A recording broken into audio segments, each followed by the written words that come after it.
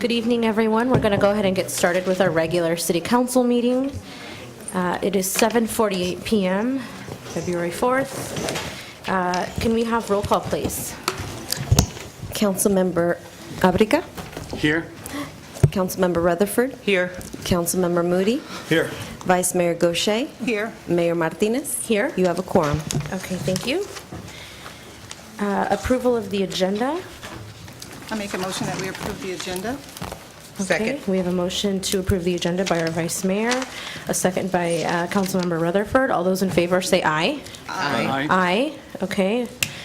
Agenda approved. Do we have any public comments at this time?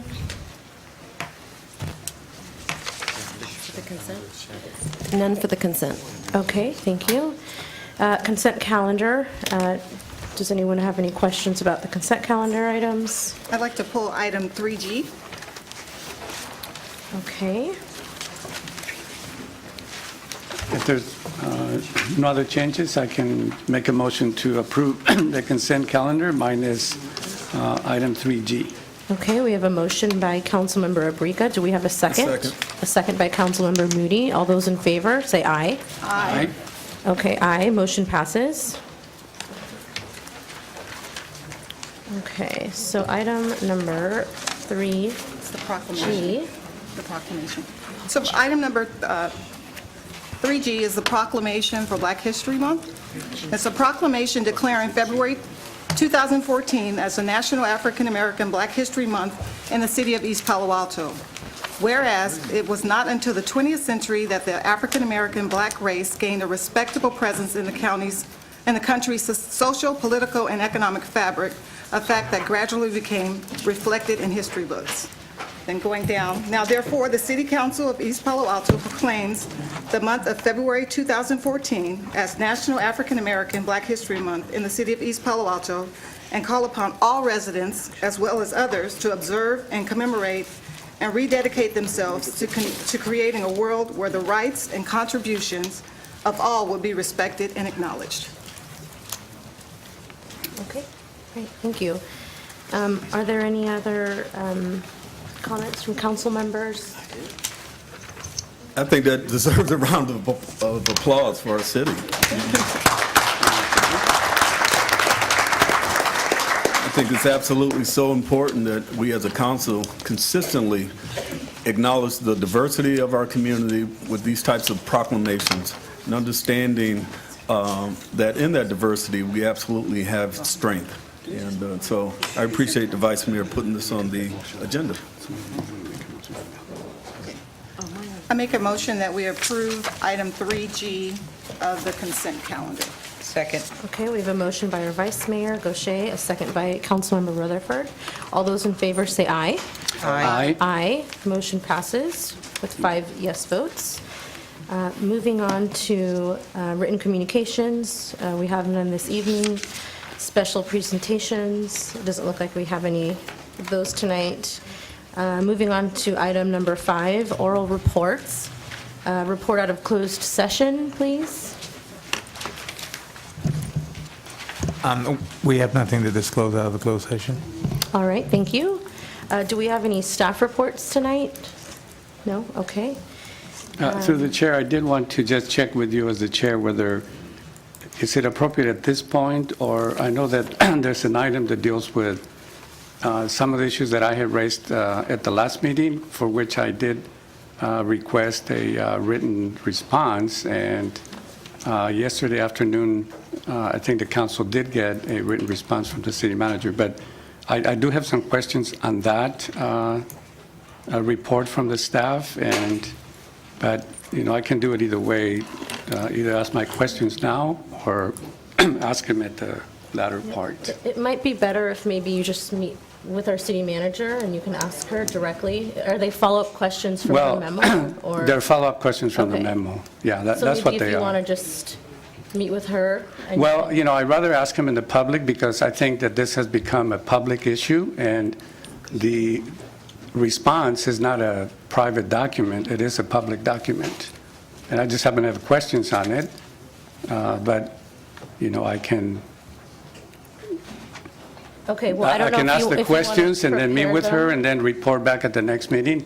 I mean, I don't believe in only having, individual comments to the city manager in a separate meeting. Frankly, I do feel that this has become a public issue that not only us as council members or me personally that I had requested the responses, but the public needs to know. So it won't do any good for me to just talk to her, which I can do. But I am requesting either at this point or later, whichever fits the agenda best. Maybe the city attorney can opine on that.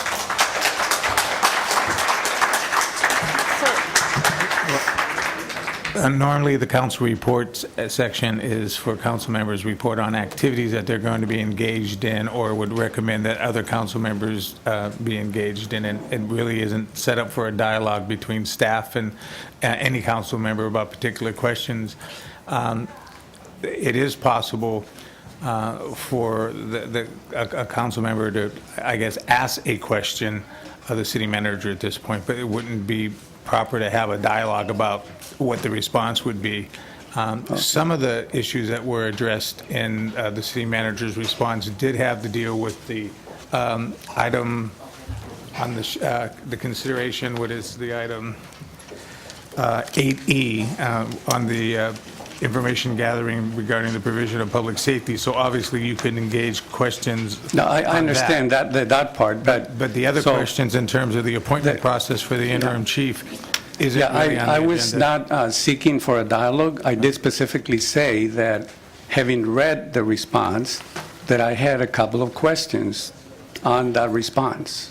Okay, All right. so do you want to send the city manager an email with those questions? No, I'd like So that she I'd can like take the to time ask to him. read them and I respond to would you? like to ask him in public, and I don't think it's against the law for me to No. ask the question. You could ask the Simply, and that's it. Okay, so I'm why not don't you- interested in any dialogue. Okay, so why don't you go ahead and ask your questions? So and I the city did- I did, manager can and- take note of them and get back to you at a later time. Yeah, or Okay, or go if ahead. if she can answer tonight, that's fine, but a later time would be Well, okay, she might too. not be prepared to answer them, but I'll let her go ahead and decide. Oh, all right, So go ahead okay. and ask.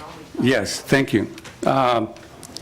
So upon reading the response, I won't go into any great detail, but there were two parts that I think were missing, at least from my questions, that I still would like to ask him. So it said that the agreement with the new interim chief was concluded on January 16th. So the part of my question was, so when did the negotiations begin? So if on January 16th, there was an agreement between you and the new interim chief, then when did the negotiations begin? So I'd like a date for that. And then the other question was that the previous interim chief at some point had to find out that he was not going to be able to continue. There was no information on that at all. So I would like to know when the previous interim chief was informed that he would not be able to continue. So those are my two questions. That's it. I have other comments, but I'll meet with the city manager and talk about those. So basically, two dates I'm asking for. And you said the other issues that relate more to the broader issue of police services, those we can take up under 8E or wherever it is on the agenda. Yes. Okay, so I'll go ahead and report first. I do have just one announcement. The Mid-Peninsula Regional Open Space District is hosting a Black History Month celebration on Saturday, February 22nd at Cooley Landing here in East Palo Alto. So it's at the end of Bay Road, and that's going to be from 1 to 3 o'clock. So I invite everyone to come out and enjoy our open space park. Any other council members have any reports or events they want to highlight? Yes. Last week, I had the opportunity to be a part of the Boys and Girls Club of the Peninsula Youth of the Year program, and tonight, we have 4 of the young people who are part of that program here who will be speaking to us, telling us about their experience, and we'd like for the winner to share her speech with us tonight, and that will happen during the community forum. Okay, great, thank you. Donna, do you have? Do we have any other? No, I will forego mine. Thank you. Okay, so this Saturday at 11:30, I have the pleasure of reading across the hall in conjunction with Black History Month to some of the young people from the ages of, sounds like from 6 to 10, who are part of the Quest program at the San Mateo Library. I really look forward to that opportunity. This past Saturday, I had the good fortune to attend a workshop led by a PIA organization representing San Mateo County in the Bay Area, talking about the housing issues and the challenges that San Mateo County and the region, this region of California, is facing. As we began studying more about the second dwelling unit issue for our own community, it was a great learning exercise for me, and I was very fortunate to be in the room.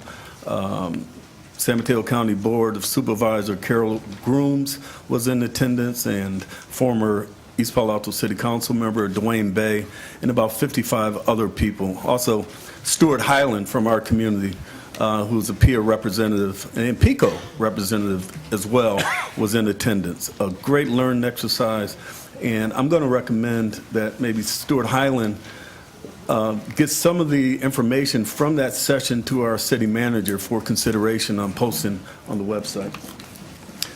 Also, I had an opportunity last week, 2 weeks ago, to attend the League of Cities conference up in Sacramento, and that was the reason why I wasn't in attendance at the last council meeting. Many highlights, a lot of networking. It was really kind of a boot camp for city council members and mayors.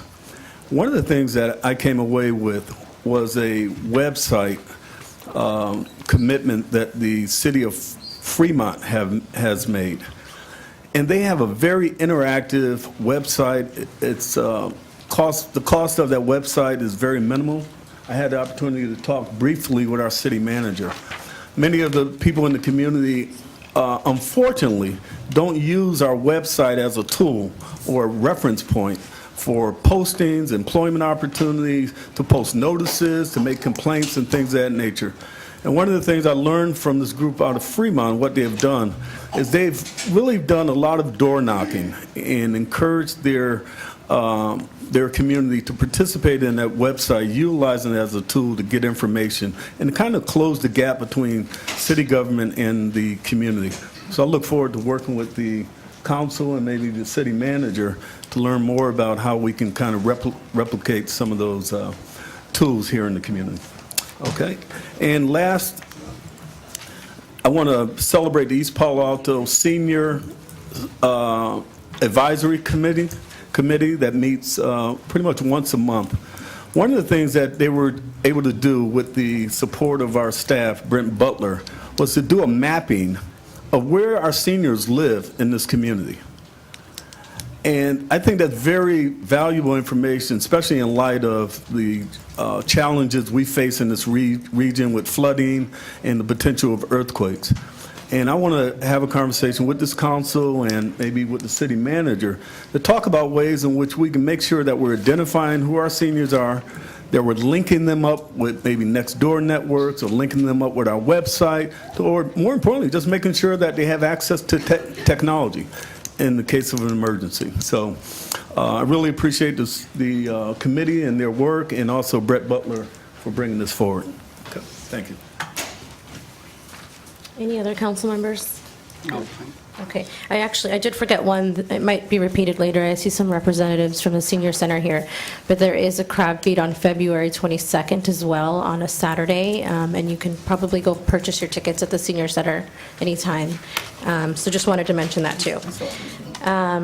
So if we don't have any more city council reports, we can go ahead and move on to policy and action. Our first item tonight is item 8A, which is sidewalk maintenance. Excuse me. Mayor, Oh, I'm so sorry. I think that happened last meeting, too. Community forum, the biggest part of the meeting. So, through So- the chair, if oh, we could go ahead. start with the... Do you want to start with the Boys and Girls So I'd Club? like to Okay. start with the Boys and Girls Club. If we could have their leaders and the young people come up to the podium, tell us a little bit about your program, and if Losi can give us your speech. And have they filled out speaker slips? No, just I fill think out- they need to do that, yeah. Can we get those? They do that We'll do it after after. Okay, we'll do it after, just this one time. Yeah, so,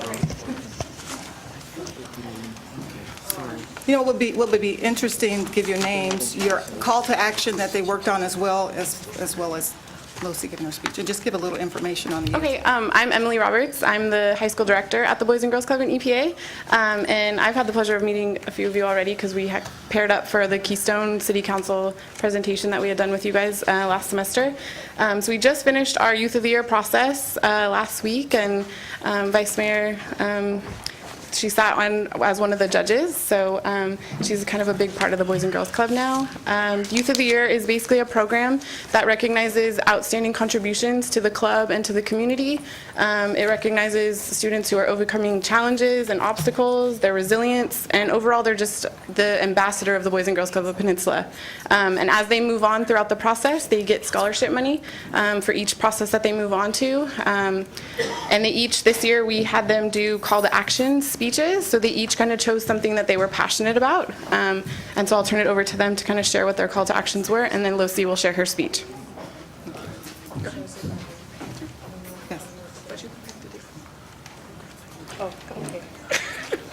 I'm Mariah Moore. hello. My call to action was providing positive relationships for teens in my community. And I wrote a speech on that, and that's something that I'm very passionate about. So, yeah. All right, thank you.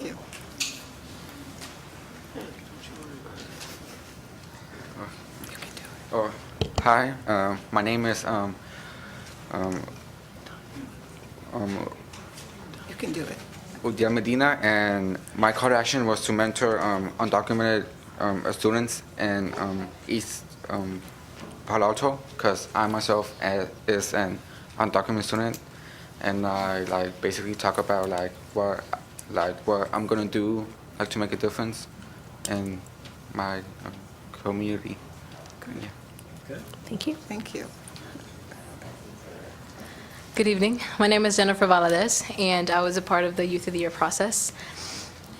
And as a token of our appreciation, we have a gift for Lisa for being part of the Youth of the Year process. Thank you. And my call to action was EPA Youth for EPA Youth. Thank you.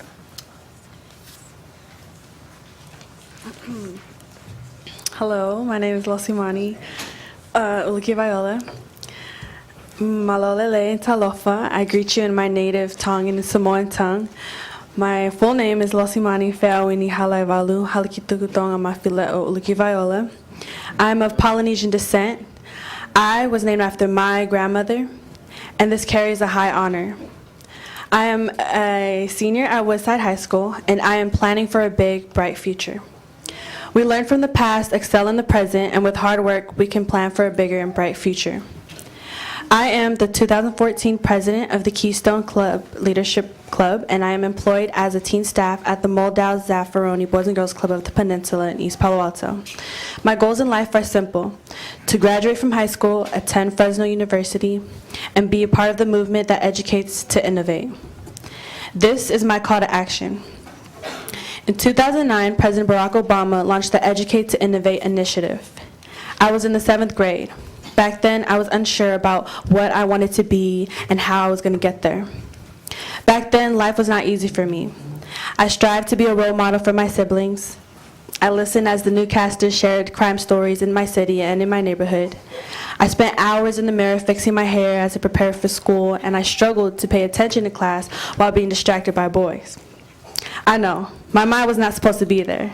But Mom, I was in the 7th grade. I was not thinking about my future. Fortunately, President Obama was thinking for me. The goal of the Educate to Innovate movement is to move Americans, including women, girls, and minority students, from the middle to the leaders of the pack. The plan is to provide students with the knowledge and skills needed for the jobs of the future by offering engaged, robust programming in science, technology, engineering, and math areas, also known as STEM. With these skills, opportunities are created and doors are opened for today's generation, for youth like me and youth like you. well, the youth that I was, just talking about. When I was made aware of the Educate to Innovate initiative, immediately I was intrigued. I consciously made a decision to get involved and encourage my friends to join me. The more I learned, the more I believed in the process and the all-hands-on-deck approach.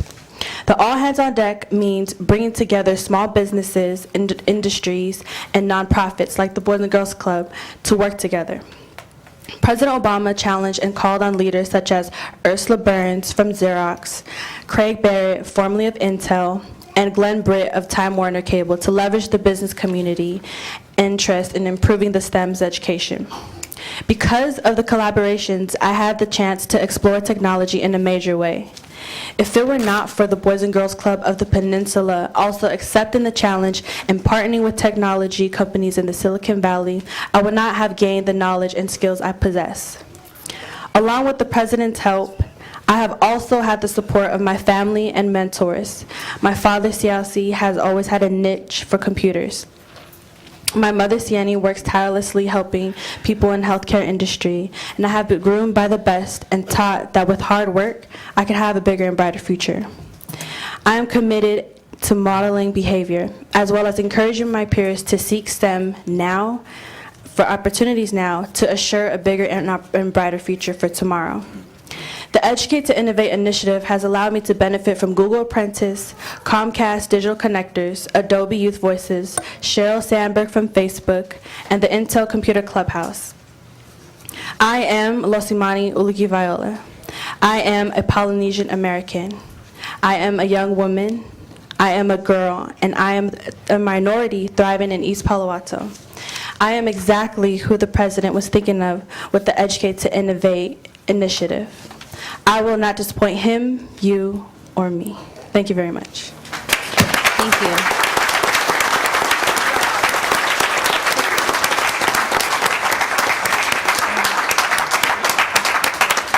Do you guys want to fill out a speaker slip with our city clerk? All right, so thank you so much to the members of the Boys and Girls Club.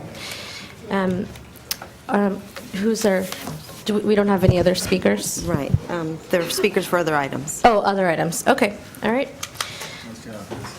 All right, so moving on to item 8A, Sidewalk Maintenance Ordinance. Good evening, Mayor and members of council. Valerie Armento, Special Counsel to the city, and welcome to my first City Council PowerPoint. The issue of sidewalk maintenance has come before the city a number of times in the past, and since there's several fairly recent council members, it seemed appropriate to provide an overview and some more background than previously. And the easier way to do that was by way of pictures, since a picture's excuse me, a picture's worth 1,000 words. So just for some simple information, the city maintains approximately 70 miles of public sidewalks, and the magnitude of the task, given the city's limited personnel and resources, make it difficult for the city to keep sidewalks properly maintained. The city staff receives numerous complaints about the deterioration of sidewalks, as well as claims for injuries, and mature roots from trees are the primary cause of the upheaval or lifting of sidewalks. In addition, motor vehicles that are improperly parked on sidewalks cause significant damage.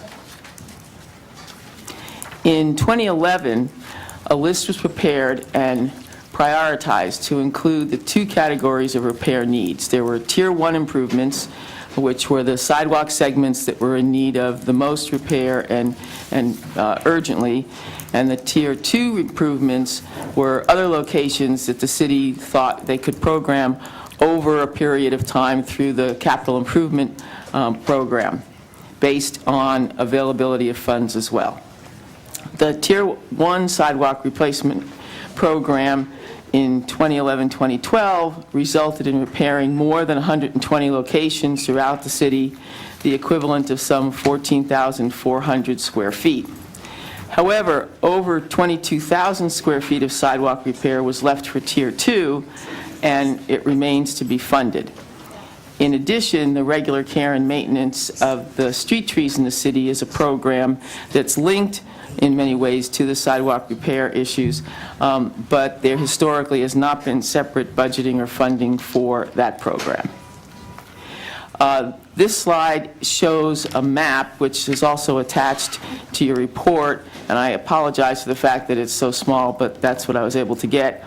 But it does attempt to highlight in color the various segments of sidewalk that were repaired in the Tier 1 program. Now we have some pictures of damaged sidewalks. The first picture, and the first several pictures, in fact, are sidewalks that were damaged due to tree roots. So that's one. This is another that shows a curve offset.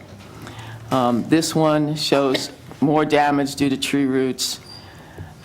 Here we have cars parked on sidewalks, and the next slide also shows cars parked on sidewalks.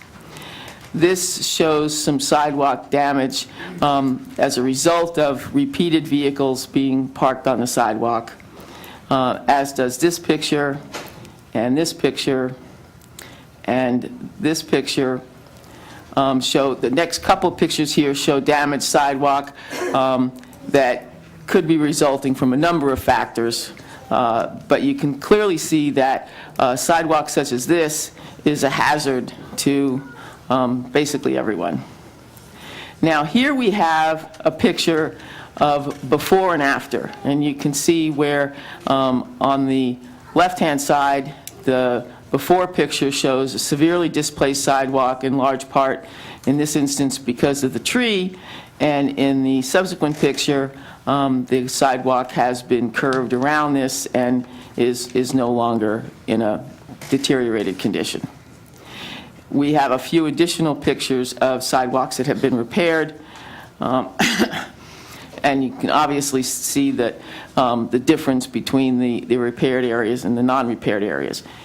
In 2011, the engineers estimated that the Tier 2 improvements for the slightly over 22,000 square feet at an $18 per square foot cost would run a little over $400,000.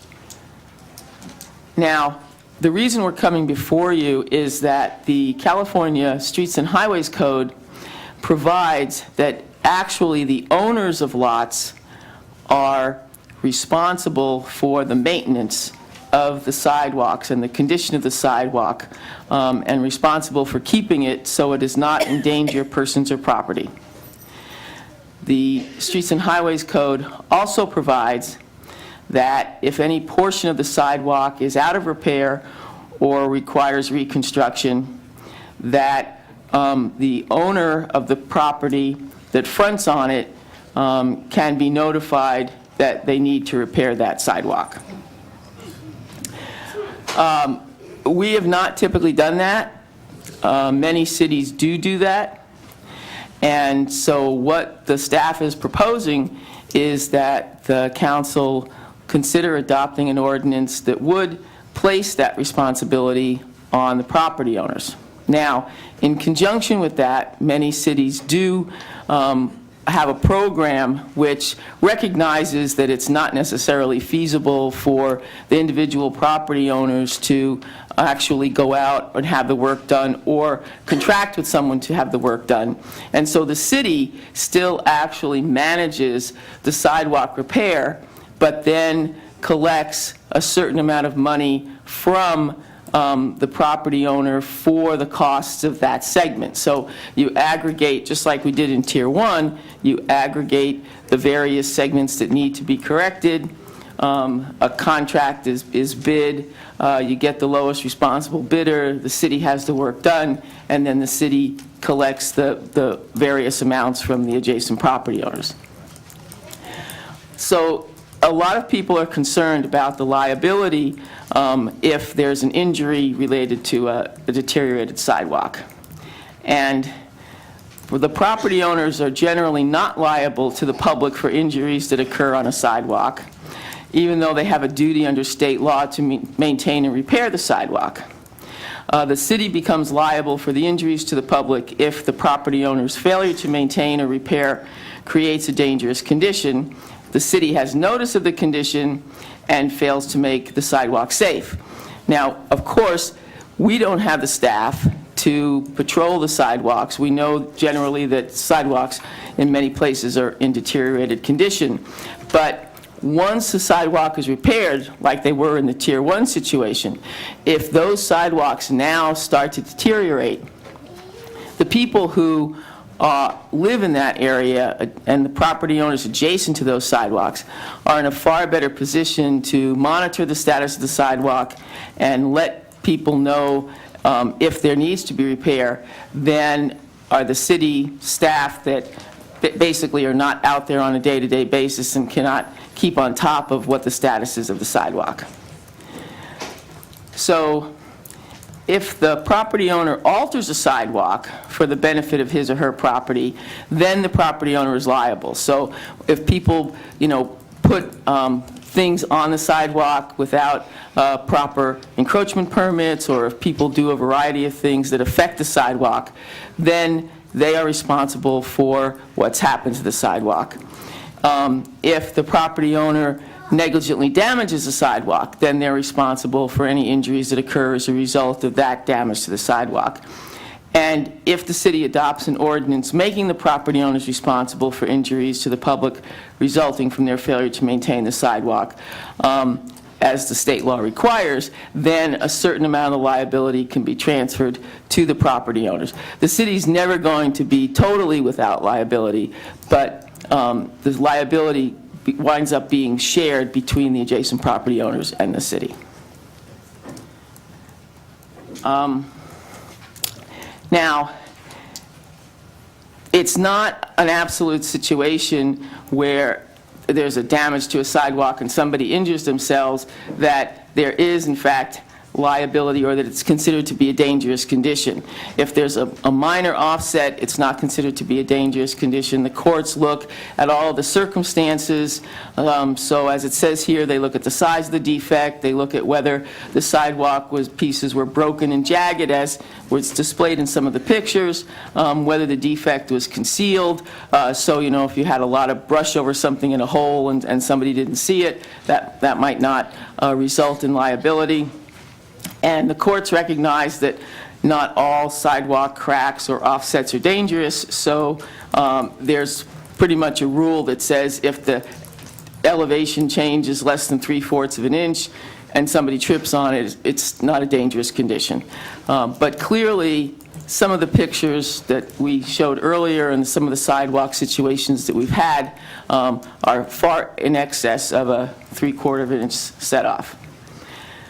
So the next steps are that, as I said previously, we feel that, and many cities have adopted these types of ordinances, the adjacent property owners are the ones who are in a position to take proactive measures to maintain sidewalks and are more likely to know if there's a problem.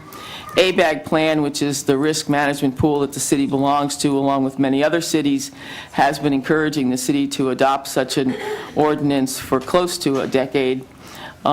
We clearly would have to do some community education, and the ordinance would help define the responsibility for maintaining and repairing the sidewalks, because even though it is in state law, virtually no one tends to know about it until a situation like this comes forth. So the recommendations are that the council seriously consider this type of ordinance, because without it, the private property owners tend to have little incentive to maintain their adjacent sidewalks or to keep on top of what the situation is or let the city know. The city could adopt such an ordinance. The ordinance that we're proposing is modeled on an ordinance that was adopted by the city of San Jose and which was held up by the courts as being a legitimate exercise of the city's police power. So with that, I'll turn it over to the council. Let's see if you have any questions. Thank you so much for that report. Council members, do we have questions for Ms. Armento? Madam Mayor.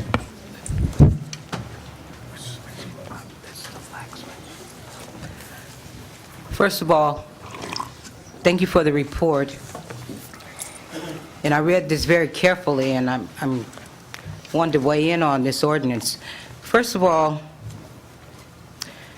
East Palo Alto is not like a lot of the surrounding communities, and we struggle daily. And I know that we have $1 million deficit. However, we pay taxes, we receive money for repairs of streets and roads, and to put a burden like this on property owners is just not fair. And although you're saying that the city can do the repairs and then get reimbursement from property owners, it's an expensive endeavor. And I would venture to say that if the property owner is not able to pay for the repairs, then a lien will be put on their property.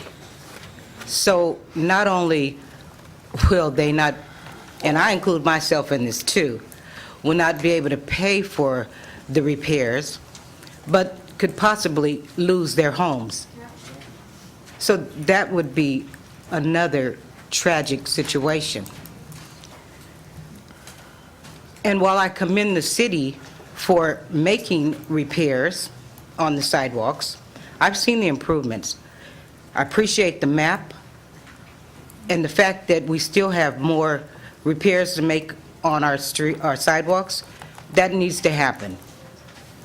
Those pictures that you showed, all of us as property owners, we know, those of us who have sidewalks, we know that those trees, a lot of them, belong to the city, which are causing the sidewalks to rise up because of the roots.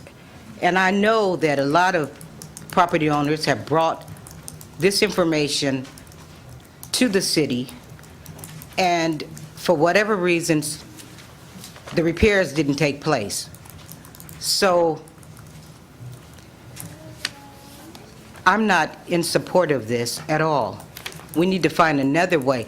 We shouldn't have to put this burden on property owners to make the city repairs. And even though it might be ordinance in San Jose, this is not San Jose, okay? So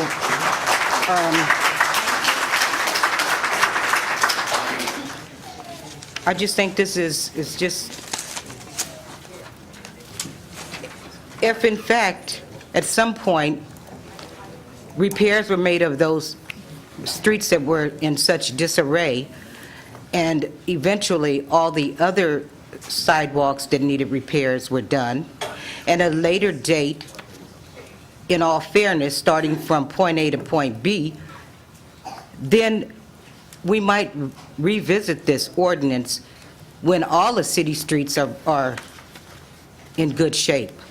But to say, right now, put it on the property owners is not a good recommendation. I could say a lot more, but I just wanted to say that I don't support this ordinance at all. Thank you. Thank you, Councilmember Rutherford. Are there any other council members that want to Yes. comment on this? Through the mayor, I too am not in favor of it. I know that it's a state ordinance, but to turn over sidewalks to the residents when the city hasn't been able to maintain the sidewalks, it's kind of difficult for me to pass on to residents.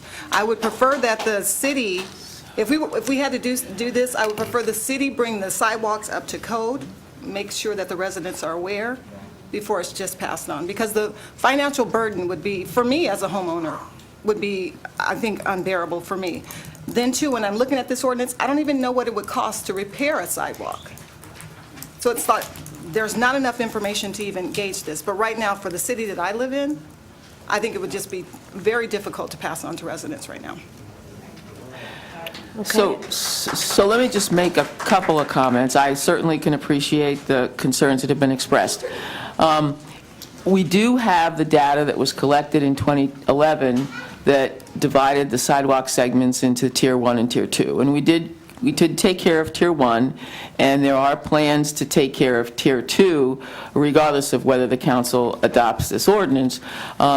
So one consideration, since a couple of people have expressed that prospectively, if everything that was damaged was taken care of going forward, you might be willing to consider such an ordinance.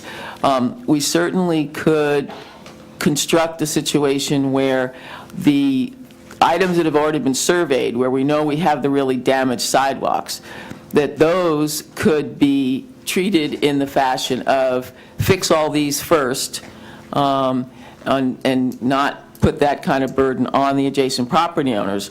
But we also do have areas of town where the sidewalks right now are in good shape, if it's a fairly new subdivision, such as you have over near the Community Development Department or some other places. And you certainly could consider adopting an ordinance so that the areas where the sidewalks are good, if those start to deteriorate, people are responsible for those. And in dealing with the issue of costs, there was in that one slide the fact that they'd figured it was $18 a square foot. It's a little hard. There's not a definite thing because, of course, these get bid and prices for things change over time. But the other thing to consider is that it doesn't necessarily have to be a dollar-for-dollar payment that the homeowners are responsible for. Some cities have programs where the homeowner pays 50% of the cost of whatever it is to take care of what's in front of there, or some other percentage. So there are ways to develop programs that have the owners of the adjacent property have a certain level of responsibility and a certain level of cost, but clearly not the level of responsibility that is total, and not obviously the one that deals with the extremely deteriorated streets, but deals with the streets that are in good shape going forward. Yep. Through the chair, if I...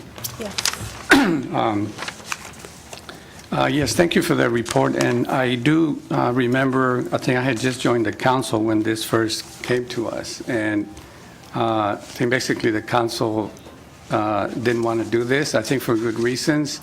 More recently, I think that the council did commit itself, and I know it's in the written report, but I didn't hear you mention it, but the city already has spent close to $300,000 in Tier 1. I think it's $290 or something. That's correct. So I just want, I think the community to know that the city has done something.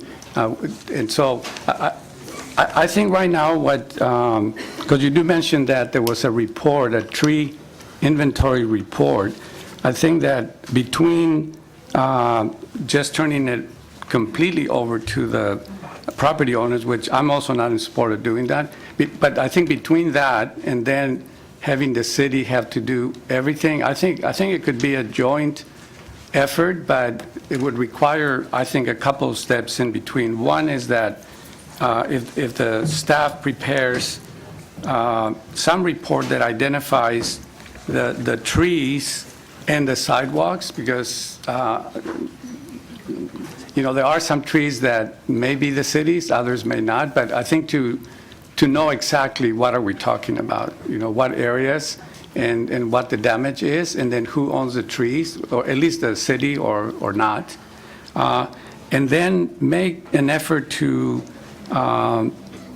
propose some kind of potential joint program. And I definitely agree with the two previous council members that I think the idea of just putting a lien on a property, considering what's been going on, especially the last few years, it just would be, I don't think that's a good practice. I think before we even talked about something like that if we can have an idea of what a joint program might look like and make even estimates, so it potentially could be a joint effort. I know that we still have to discuss whether Tier 2, how we're going to cover Tier 2. We already know that's been estimated. But, I think at least having that, it would be well, that's what I see, that before we could fully just go from, and, I'll say at least because the last few years, I think my recollection is that was kind of the intent of the city council to say, let's get started. So we're going to put some money in. But we want the staff to come back and give us a program and then also this ordinance, because at some point we do need to address this. But anyway, that would be my suggestion through the chair, that in addition to what other things have been said, that this come back at a later time with additional information, but even more numbers and more, what exactly we're talking about, that we could then plan out the next couple of years or so. Thank you. Okay. Any other council members wish to comment before we move to public comment? I'd like to hear the public comment first. Okay. Okay, our first speaker is Patsy Character. Okay.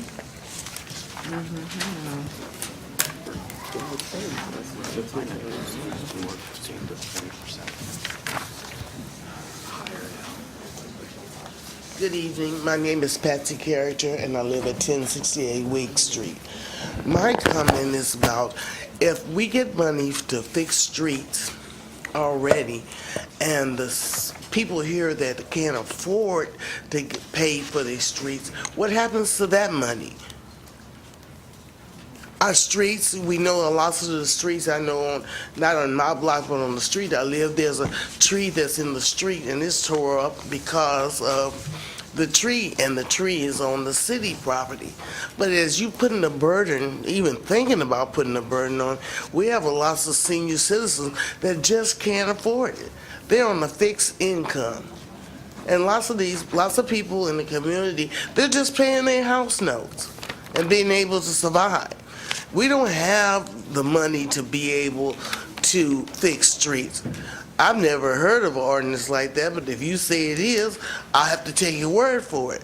But this is East Palo Alto. We don't have money to be able to do a lot of things, and here we are talking about putting a burden on the citizens of East Palo Alto to fix streets.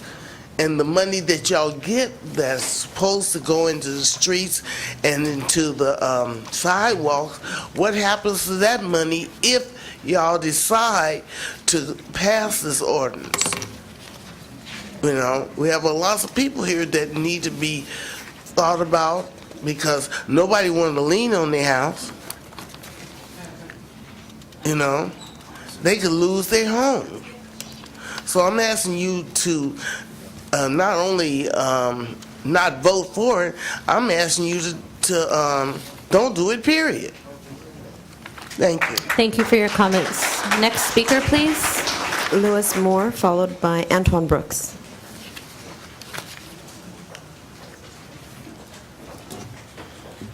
Good afternoon, City Council. My name is Lewis Moore. I have a whole lot to say about those sidewalks on the street, and the street also. What I want to talk about, what about these tree planters that plant these trees on the streets? Like, for instance, these alpha olive trees down on Newbridge Street. Now, what about that? And you have your public works department cleaning up around those trees and stuff, so when they should be fixing the sidewalk. That contradicts themselves right there. Somebody's not paying no attention. So I agree with the last three city council. That is a no-no. The people can't afford to do that. Reconsider, have those people that come out here and plant the trees, and ask them what they put the sidewalks in for you, and see what kind of answer you get. Thank you. Antoine Brooks, followed by Al Moore.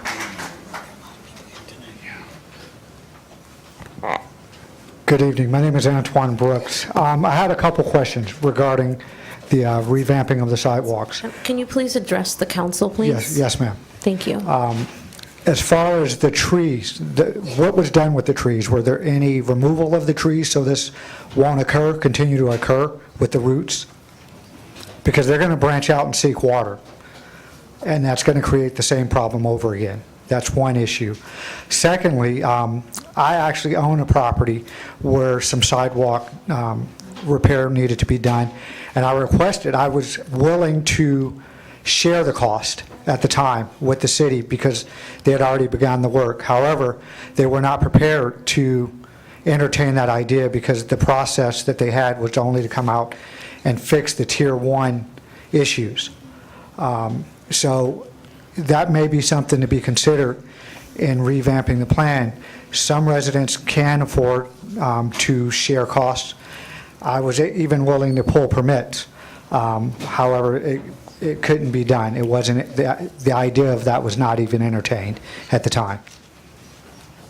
So I think there's a way that you can have some residents that can contribute that will offset the cost of the city to be able to continue to focus on those other Tier 2 projects or even further Tier 1 projects that may come up.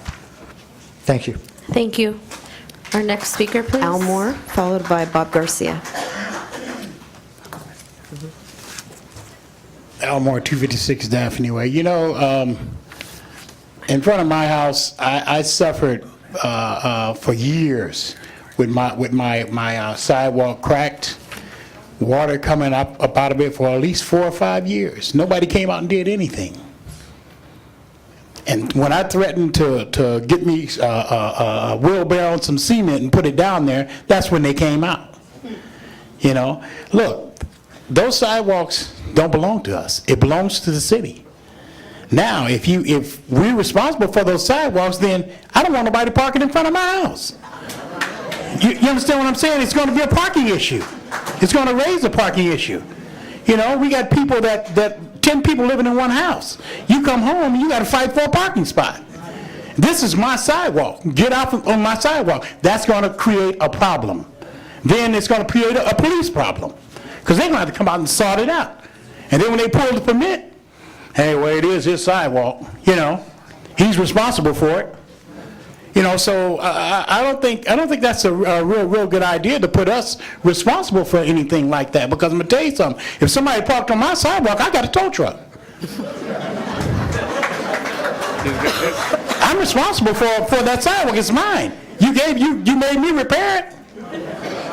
So what do I do? Think about it. Thank you. Our next speaker, please. Bob Gomez. I'm going to ask the audience to refrain from clapping. Our city clerk needs to say the names of the next community forum speakers, and community forum will actually take longer if we clap after everyone speaks too. And we have a pretty heavy agenda tonight, so I would really appreciate it. Thank you. Mr. Bob Gomez.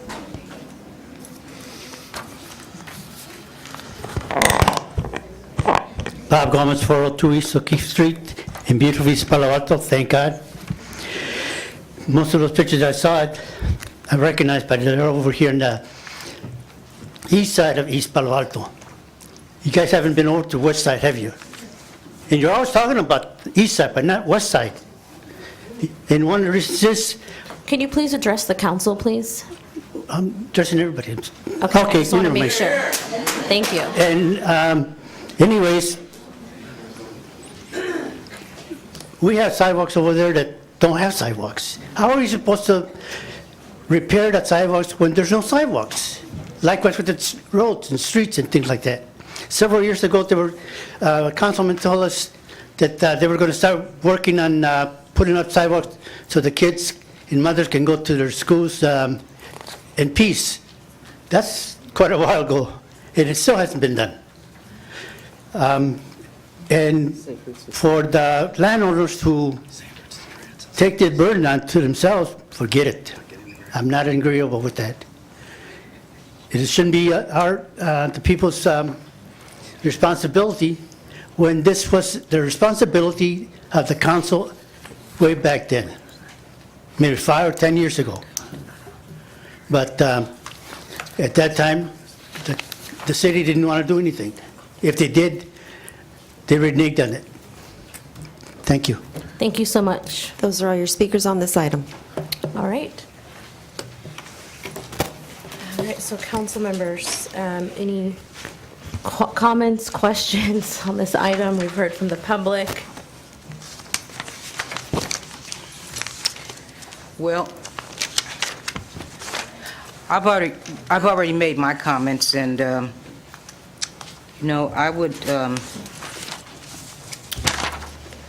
I would make the motion to reject the recommendation on this sidewalk maintenance ordinance. So, if I may, the recommendation is to simply provide us with some direction. So, I've heard a couple of different potential directions, and if you could maybe focus or narrow it down or give a little more clarity, that would be very helpful.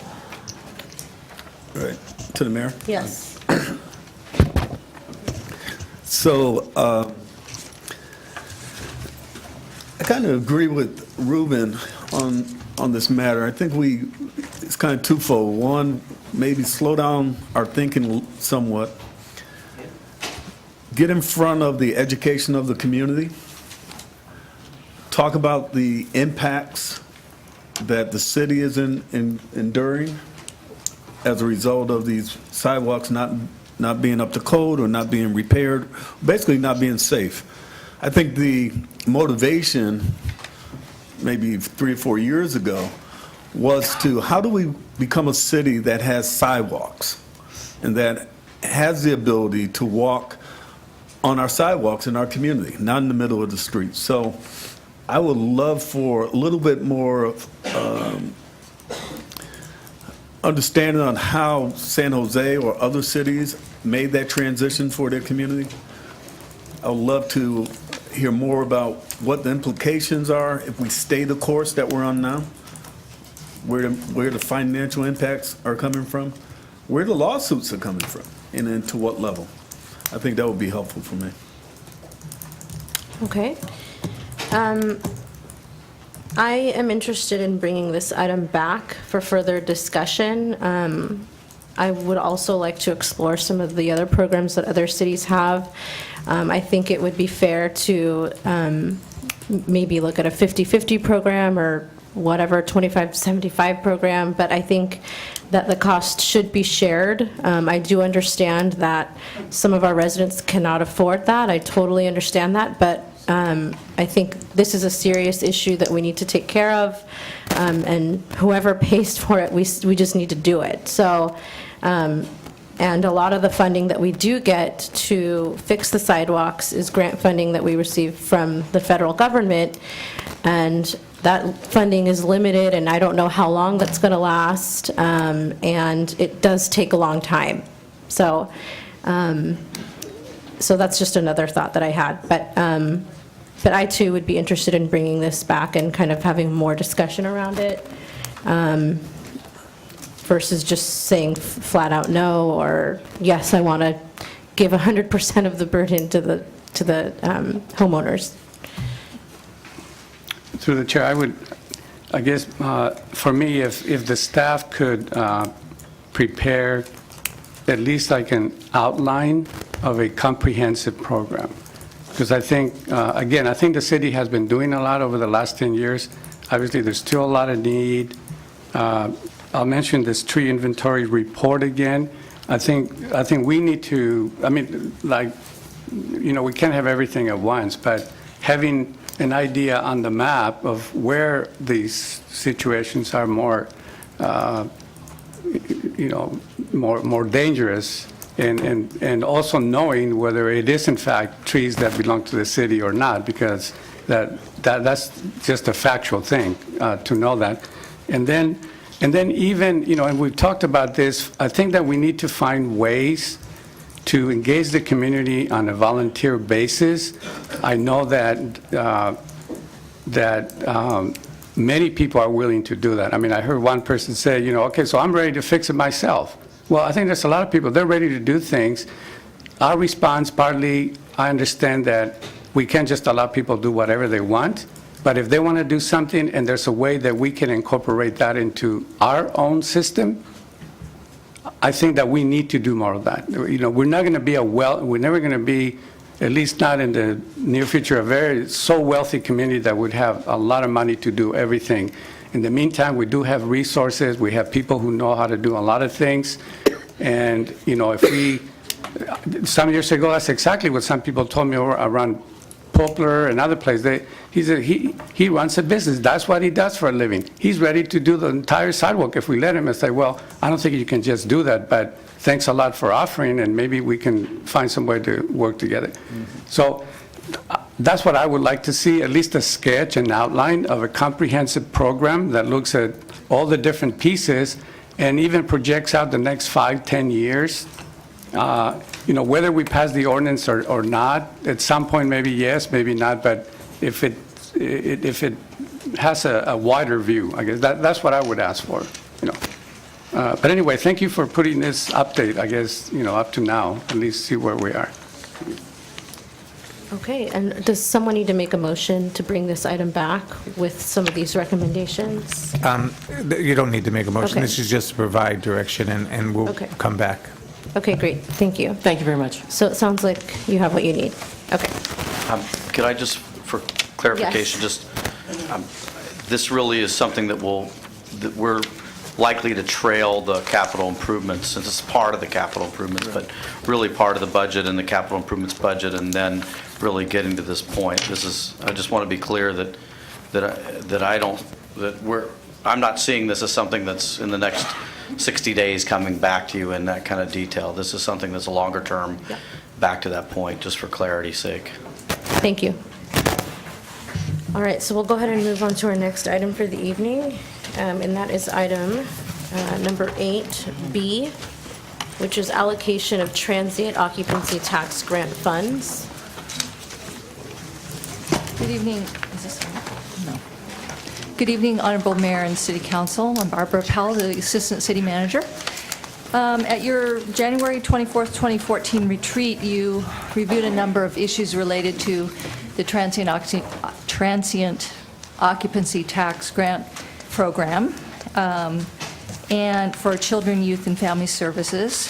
And at that time, Councilmember Abrika asked that the issue of future grant allocations of what we call TOT funds be brought back to the City Council for discussion.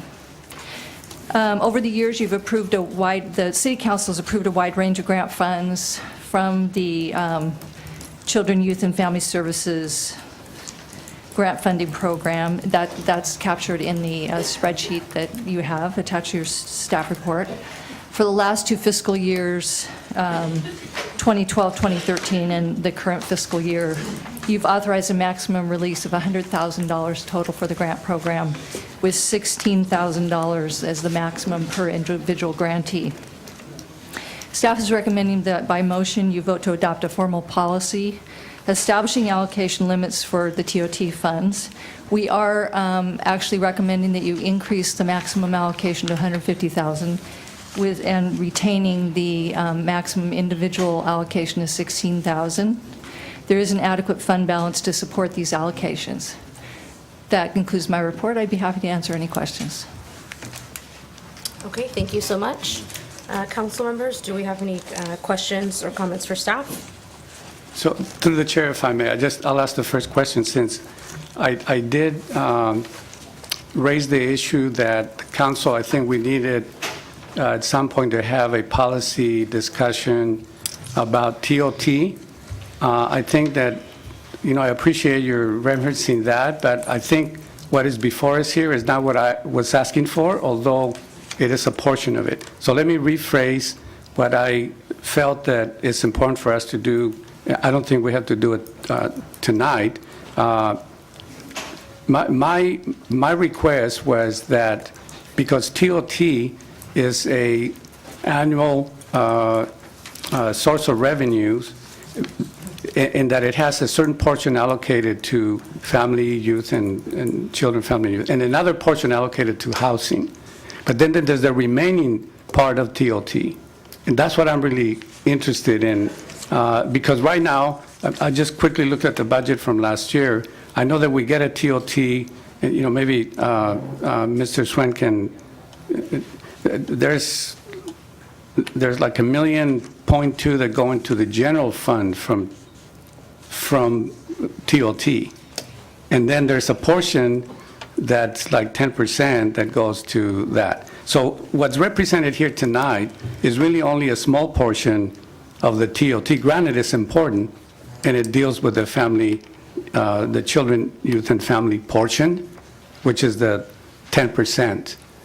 So I just want to make that correction for the record, that at some point, I still think it's important for the staff to give us all the information on the entire TOT, how the TOT is being used currently. In other words, the 1.2 or 1.3, how is that money being used within the general fund? And then this is part of it, because as the summer gets closer, I think the council has in the past said we're going to set this aside in certain amount. So, I am in support of, I think, defining this portion, but I just want to make it clear that my request was broader because, as we start looking at deficits, as we start looking at all the things that we need to do, I feel we need to, this year maybe more than ever, to look at every conceivable source of funding, find out how it's being used, and then we can make a better decision once we get closer to the budget. Okay, thank you, Councilmember Rica, for your comments. I think that is a good idea to bring the rest of it back at an upcoming meeting. Some other meetings. Yeah, but I think for tonight, I think we're just adopting a formal policy, looking at some of the practices that we've had that have been pretty consistent in the past few years. So I don't know if any other council members have any questions about this, but this is what we've been doing consistently, I think, so. I have some comments, but I heard the city manager trying to get your attention, so. Yeah, just real briefly, we can bring back the information that Councilmember Okay. Rica is asking for on this 18th. It can be included as part of that presentation. On the 18th? Yeah, as part of the okay. financial Okay. update, we can provide it then. So it'll be back soon, okay. I just have one question. We just had an audit, and wouldn't some of that information be in these reports? Yeah, if I may, through the Mayor. TOT, the non-allocated portion, if I may, they're general purpose revenues. They're included as part of the general fund, but as the city manager indicated, we certainly can highlight those on the 18th and specifically talk about those. Is that not in here, though? They Is it are not in here? Yes, they are. Okay, thank They you. are in the audited financial statements as part of the general fund's general purpose revenues. Thank you. Okay, great. Councilmember Moody? Yes, thank you, Mayor Martinez. For me, my comments are really directed around future growth of the TOT tax. These funds are pretty much come directly from the activity at the Four Seasons Hotel. With the economy coming back here in the Bay Area and within the nation, the Four Seasons has done quite well. I mean, their occupancy rate is pretty much Monday through Friday exceeds 87%. The weekend rates are up very high. So I anticipate that this TOT fund is actually going to grow in a way that's going to have more impact on our general fund. And as a result, I think with the loss of funding opportunities or funding support from the COPS grants and some of the other activities, that many of our youth-serving organizations that benefit from the TOT we should take a look at the $16,000 allocation per grantee and maybe raise that number to a number that's more more feasible for some of the youth organizations that apply for these grants. I think we should always be in alignment with the growth of TOT and not just lock ourselves into one set number, because the economy is moving forward, and I think we need to create benefits for that. Also, let's be reminded that 54% of our population in East Palo Alto is under the age of COVID-19. So many of our youth-serving organizations have to be equipped with the resources to help support the young people in our community. So when we bring this back, hopefully we can have some consideration around locking ourselves into the $16,000 per application number. Maybe that number could go up to $25,000 or $30,000, pending with the growth of the TOT funds. So I think tonight, we're just looking at an annual allocation for this year, so that way our staff can sort of begin working on this as we get closer to the summer. But do we have any speakers on this item? Yeah, if we could just provide a clarification. Oh, okay. Thank you. So actually, what we're proposing this evening is that whatever you decide on tonight would remain in place until it was amended. So if you make a determination of the maximum allocation and then the individual grant allocations this evening, those would remain in place until you or future council amendment. Okay. Right. That's the way I read this. Okay. Yes, Councilmember Rutherford. I'd like to make the motion, we adopt a formal policy establishing allocation limits for transient occupancy tax grants as followed: 150,000 maximum and the 16,000 maximum. Do I have to read it all, or you got it? Okay, so we have a motion by Councilmember Rutherford, a second by our Vice Mayor Gaucher. All those in favor say aye. Aye. Aye. No. That's a motion passes. So I am in support of it, but as I raised the broader issue, I think this is subject to revision at any time, and particularly once we have the entire financial picture. I just want to be clear on that, because we have been doing it year by year, I think, and that has worked. But okay, that's all. That's all I just wanted to say. Okay, thank you. So motion passes with 4 yes votes and 1 no vote. Moving on to our next item this evening, item 8C, which is Measure C 2007 Crime Fighting Act, allocation of grant funds. Good evening, Honorable Mayor and City Council. I'm Barbara Powell, the Assistant City Manager. At your November 6, 2013 meeting, you reviewed and approved allocation of Measure C large collaborative grant funds, and due to an issue that arose with those, you will be revisiting the allocation for Strategy 1 this evening. During your November 6, 2013 discussion, a question arose about previous decisions that have been made by prior city councils about the allocation of Measure C funds, allocated to 4 different subgroupings: individual grants, an anti-truancy program, providing support services for families of high and at-risk youth, and fostering reentry for incarcerated youth and adults into and reunification with the East Palo Alto community. At your October 23rd, at the October 23rd, 2012 meeting, the then seated City Council approved the allocations as shown in your staff report. I'd be happy to repeat those if you'd like. Ms. Powell, before you go any further, so I believe I have a conflict on this, on the next item. Okay. So the recommendation is by motion to reaffirm the annual allocation amounts that you made at the October, not you made, but the previous City Council made at the October 23rd, 2012 meeting, which would be individual grant programs, approximately $54,500, improving educational outcomes, $163,333, providing support services for families of high and at-risk youth, $163,333, and fostering reentry for incarcerated youth and adults, $163,333. This concludes my report. I'd be happy to answer any questions. Thank you so much. Do we have any speakers on this item? Okay. First speaker, Reverend Frazier, followed by Melvin Gaines.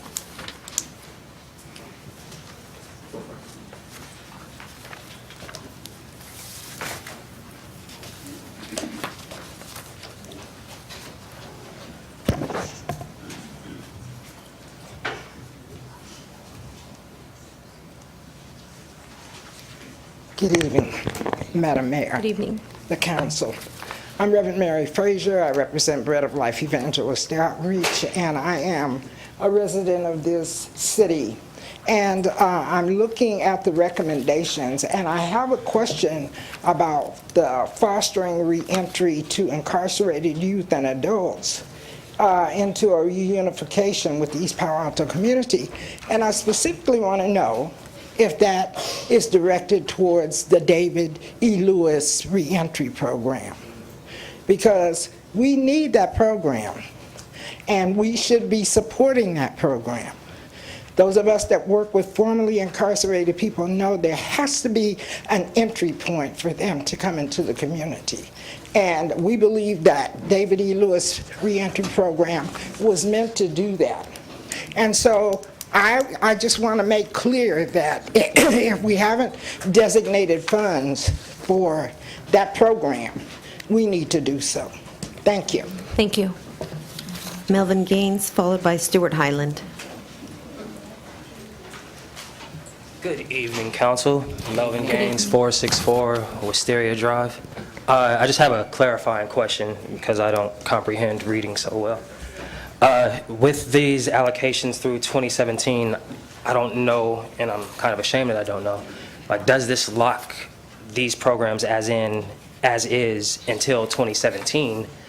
And if it does, I'm just cautious of it because I think we need to evaluate these outcomes a little bit more. This is our first time going through this process. So I'd urge you to do that. If this locks in, I could be reading it wrong.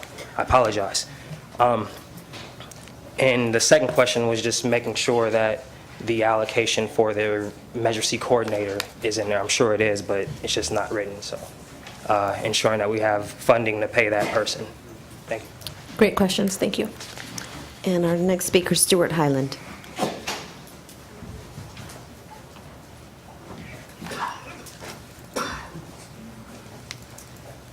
Good evening, Mayor, City Council, and staff. My question is regarding just doing the math, kind of like what you were talking about with the TOT, because the whole idea of capping a dollar, well, just going back to the TOT for a second, capping the dollar amount at $150,000, but then saying 10% of the TOT. If it increases 10%, may be actually greater than the amount that you're capping it. So my concern about this amount is really just kind of double checking the numbers, not knocking them in for 3 years because there's been such a delay in distributing the funding. I just want to be really clear about what numbers we're talking about. There shouldn't be anything left over. There should be no residual. It should all be out there in play and supporting programs that are supporting youth and families. Thank you. Thank you. Michael Francois.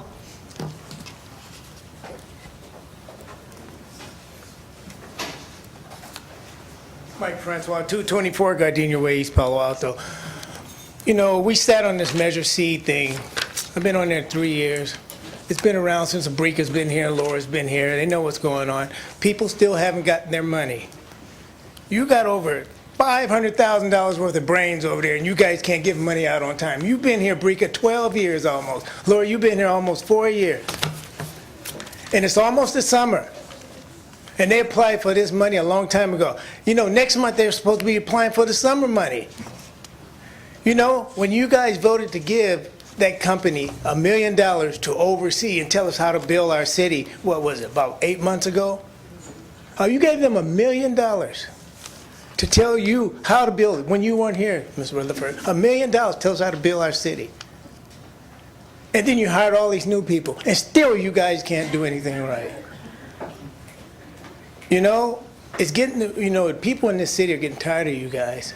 The money should have been allocated. And people, they should have had their money. All these programs, the reentry program, the boxing club, the running club, the baseball club, the soccer club, they should have had their money by now. What are you guys doing with it? It should have been allocated. This program has already been set in place, and you've seen it, Brika, before. Laura, you were on it, and you still can't get the money out. You're 6 months late. You need to tell people why you're 6 months late.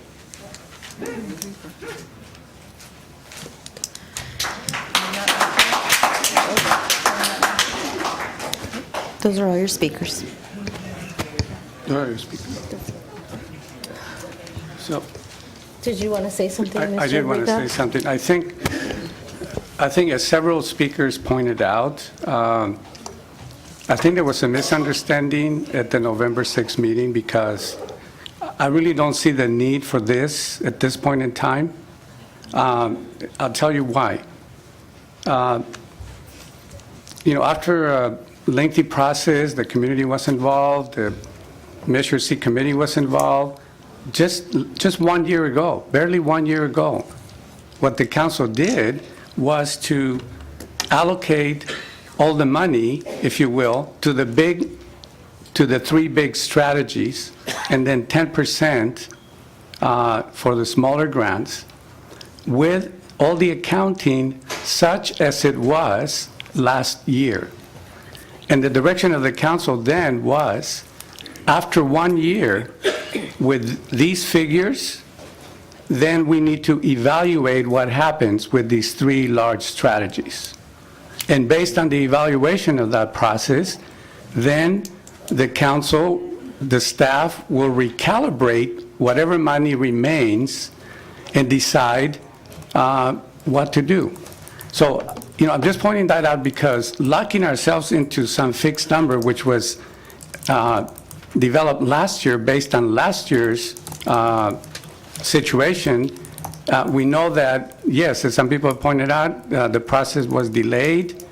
In fact, we have not finished that first year of the 163 allocations.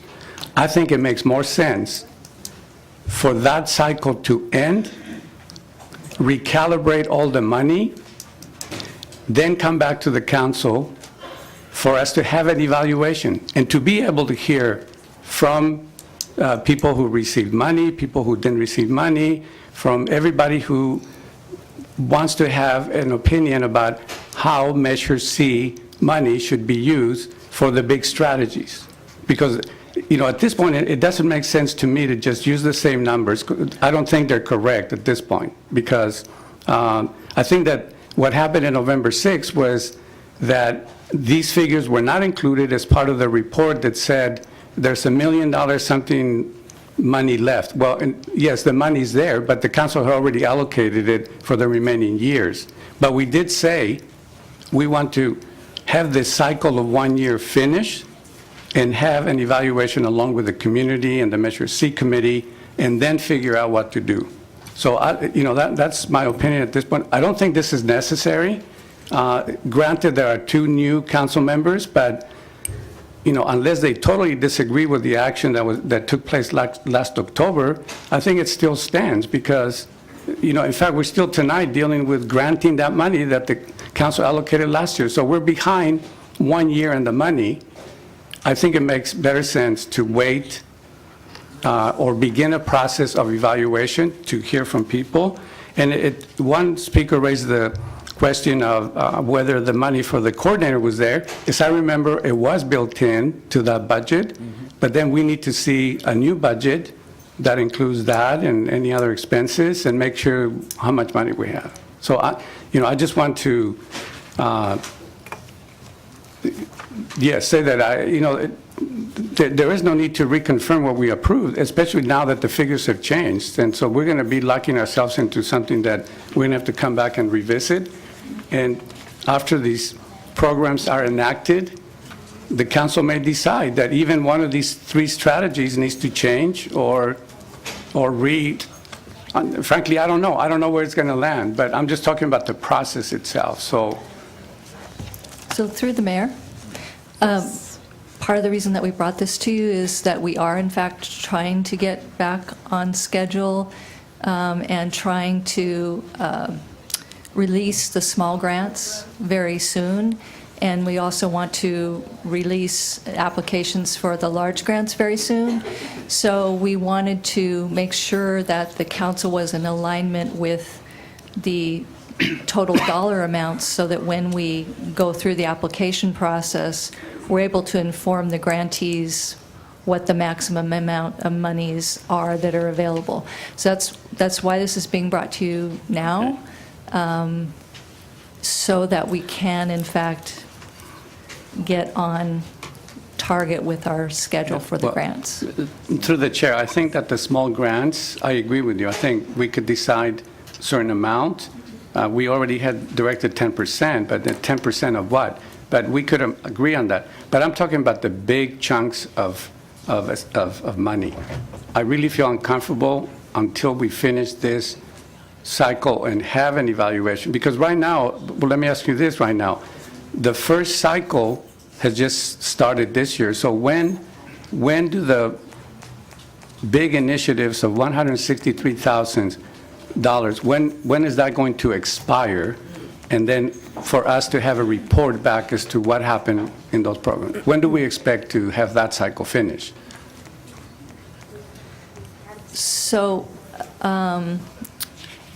there's two different aspects to the allocations of the monies. One is for the anti-truancy program, which was initiated, so that's one thing. Then the grants. That falls under the middle school, high school. Yes, I'm just saying yes, because that's the yes. strategy. Yes. Yes, right. Then as you know. There's the two others. Yeah, there's the two other strategies, which unfortunately we are not able to release the funds until direction this evening. And so we need to give those grantees time to be able to actually implement their programs. I understand that. So, really, it would be fair to give them. So we would, when we go into this next funding cycle, we will not have completed the work from the grants that you're going to decide tonight. Well, but this is what I'm saying. Look, I think we have to just recalibrate and adjust our calendar. The two strategies are left. They're just going to start now. And if it's for 1 year, it means that we have this entire year before we reallocate money to those strategies. And that's my point, that we should let that be for now, have a discussion as to what we want to do after these programs finish their cycle. I just don't see what the urgency is for that. The summer programs, I agree. I think that what we've done in the past, just like we did with TOT, we agree on a certain amount, the process has been done, and that's fine. I feel like the big strategies, we need to go through these other steps to really find out what worked, what didn't work, how we want to reinvest the additional funds. That's my opinion. Councilmember Rutherford? Thank you, Madam Mayor. I think we need to move forward on this. If there's monies to be given to these grantees, we need to do this like yesterday. And if this is going to make that happen, we should. I do agree with Councilmember Abrica that when we revisit this, his questions can be answered, but to hold up the grantees when this money should have been given to them months ago is unacceptable. So if that's what you're saying, that this is going... But it doesn't hold it back, Donna. It does, because I've had individuals come to me and ask why they didn't get the money when it was approved. And they have programs to run, they're depending on this money. That's the next item. That's the next one. Okay. So if that's the next item, yeah, that's the next item. So Maybe I can provide some clarity here. I think maybe what we can do is bring this item back at our next meeting with updated dollar amounts, maybe, or... Yeah, so we're happy to do that. I think it's just the numbers, really, because we want to continue this. We're absolutely happy to do that. We were following up on the direction that we thought we heard at the retreat. At the retreat, yeah. When you approved the dates. So in order to meet those timelines and in order to get the information out, not for the money that was allocated and we'll have to reallocate, but moving forward, providing enough a notice to all of the nonprofits so that they know what is on the horizon, so they can start to plan in terms of what types of programs they'd like to. But these are also collaborative, so they need to start to work with different agencies to see who they can collaborate with. So the intent was to provide as much notice as possible to nonprofits, follow the timeline that was shared with the council, and as I understood it, approved by the council. This is what we're trying to meet that guideline. We can do it however you'd like for us to do it. We were just trying to follow the direction we thought we got at that retreat so that we can meet that guideline. And I know we're going to deal with the item in a minute, the other item, but I just need to say the staff has not been able to release the dollars. We will hope to deal with that next. But I just want to make sure that it's clear. Our interest is to get the money out to the community as soon as possible and as much as possible. So through the chair, It's on this one. Yeah, so it's on this one, yeah. Okay. So, I'm I sorry. think she was recognizing me. Oh, I know, always. Yeah, okay. Then it says recommendation. Now, this is Measure C, 2007 crime fighting? Correct. That's correct, okay. Recommendation by motion, affirm the annual allocation of Measure C grant funds for the following strategies for the current fiscal year and continue these allocation limits through the Measure C sunset date in 2017. And I think... So you want a motion to make this happen? Because I'm trying to be clear, and I'm not trying to cause confusion, because I wasn't a part of this conversation in 2011. So Yes. if I'm on the right track, then I would like to make the motion to move this matter forward. Yeah, and I would be happy to support that motion with just different dollar amounts to reflect... So the dollar amount should be accurate, but we Oh, can they are, confirm that yes. for you. Okay, Because so we did just- the math. Okay, as- so you're going to bring back supporting We can information. confirm the numbers, but as Councilmember Rodriguez said, the math was done a year and a half ago or so, figured out how much was, had not been spent, added up the estimate of what the 10%. next 4 or 5 years would Okay. have, divided that by the number of Oh, years that okay. was left, and this is what the numbers Oh, okay, then I'm turned out to completely be. fine with the numbers then. So I support So your through- motion fully. Through the chair, so, you know, I Mr. still... Brinker? Oh, I'm sorry, you were... Thank you, yeah. So my concern on the recommendation is a definition of the sunset date. Is 2017 the conclusion of the Measure C funding? So I think that needs to be made very clear. I agree, like one of the citizens said, I want to make sure that we don't leave any money on the table, that we do all that we can to make sure that the funds that are allocated through Measure C make it out to the programs that they're designed to serve. But I also agree that, you know, there might be a need to fluctuate these numbers. And I think the evaluation is very important. I think getting input from the Measure C coordinator, who will, after the next 6 months or so, should have some clear data about how effective the programs are out there in the community. What are the measurable outcomes? Do we have a reason to stick with the plan, or do we need to revisit or revamp some of the allocations? So to a point, I certainly agree with Councilmember Abrika Through the chair, I'm that sorry. we don't lock ourselves in. I'm sorry, Councilmember Moody. Mr. Nagler, there's a motion on the floor, and it wasn't second. Shouldn't it have been second before we went into I more? thought Mayor Martinez seconded. She said she just agreed said with she the motion. supported, but it wasn't a second, and so if there's a motion on the floor, we need a second so we Can can you answer? continue. Well, I didn't hear anyone, I made a motion. yes, and I didn't hear anyone make a second, I so... know, so that's why I'm asking, you. Shouldn't there be a second so the dialogue can continue? Well, what would happen is once you make the motion, if somebody seconded, then there would be a call for the vote. Without a second, then there's no call for a vote. And so therefore, other council members could further discuss the matter to see whether or not you would be willing to amend your motion, or if someone would agree to second your motion. Yeah, so after some clarification, I did support your motion, so that is a second from me. Okay, I'm sorry, I've never heard it like that before. No, I've always heard a second. I should have said Okay. that. Okay, Thank so we have a motion by Councilmember Rutherford, and I'm sorry, but before you go there, I just have one more question. So are we going to clarify that the Measure C coordinator is included in these numbers as well? No, the funding for the Measure C coordinator is not included in these. However, there is funding under Measure C for the Measure C coordinator. To the chair, oh, sorry, you have another question. So, you know, again, I understand the concern of Ms. Rutherford, but that really is, the next item is the one that gets the money out the door. This one, I feel the report is very, very incomplete. Now, whatever there was a misunderstanding or the urgency of the summary, I understand. But I think that until I have a full report of all the financing of Measure C, including the coordinator, including some idea of what direction we might go into. I just would feel better if we have all of that before we lock ourselves into this. I'm not opposed at all, but it is the next item that will get the money out the door. This is going to shortchange the process because it won't allow for this discussion that we need to have with the community, some sort of evaluation as to do we want to keep going in this direction or not?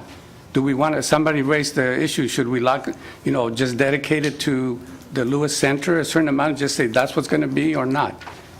I think those are worthy discussions, but, so I'm not opposed to moving things, but I think this one is not the one to do it, in my opinion. I think if the staff prepares a full report and then it comes back at some point, then we can get policy direction. This is very narrowly focused, in my opinion. We had a motion by Councilmember Rutherford. We have a second by me. All those in favor of supporting this motion, say aye. Aye. Aye.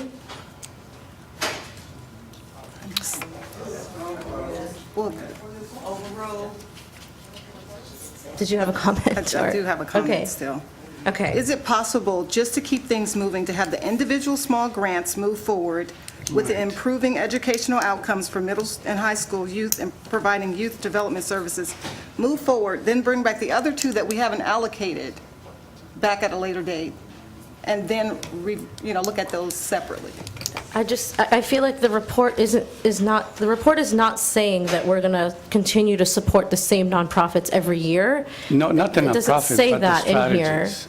It is the strategies. But not- the strategies are actually really broad. I mean, Well- they're not fostering reentry, I'm- incarcerated youth, providing support services for families. I mean, I don't know how much it's really going to change. We're talking about youth and family services. But the dollar amount could change, The right? dollar No, amount the could dollar change. amount will not change because the staff have already No, gone and done the math. That's that up. you just said. It's up to the council if we want to change it. That's So the then whole we would thing. bring it back if we want to change it.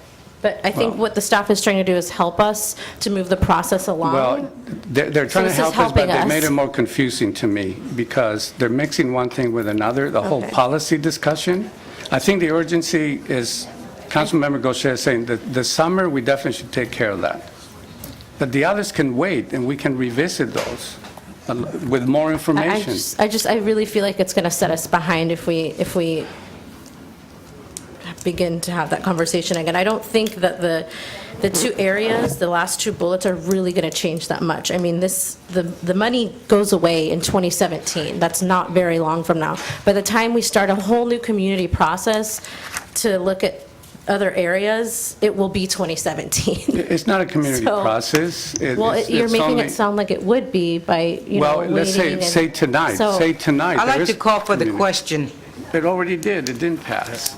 Okay. Because the vice mayor had a question. And she hasn't So the motion was on the Okay. floor and we were voting when we interrupted the vote to give her an opportunity to weigh in on it. So I'd Okay. like to call for the question. If you choose not to vote for it, do that. If you choose to support it, let's move. Okay, so we already said all those in favor say aye. There were 2 yes. All those, opposed, I guess. I'll abstain. Yeah. 1 abstention. Are you recalling the vote? Yes. Okay. Make it clear, clarify it again. Let's do a do-over. Okay, so we have a motion by Councilmember Rutherford. I seconded. All those in favor of supporting this motion, say aye. Aye. Aye. Aye, let's move forward. Okay, so that's 4 yes Yep. and 1 abstention. One abstain. Okay. All right, so moving forward. So before we move forward, I have to remove myself from this agenda item. I have a conflict with some of the partner organizations. There's a financial issue associated with one of the partners and also a conflict with 2 of the other partners or organizations applying for this grant. So if it's okay with legal counsel, I'm going to go outside. Okay, and I have a a request to just take a 2-minute recess, so we're going to take a 2-minute recess.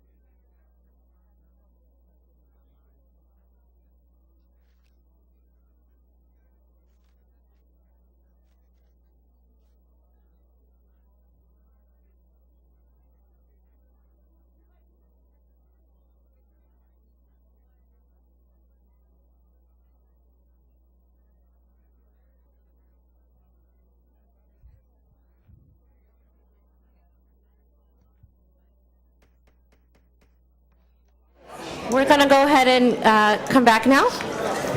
If I can have everyone please get ready. We're going to move on here.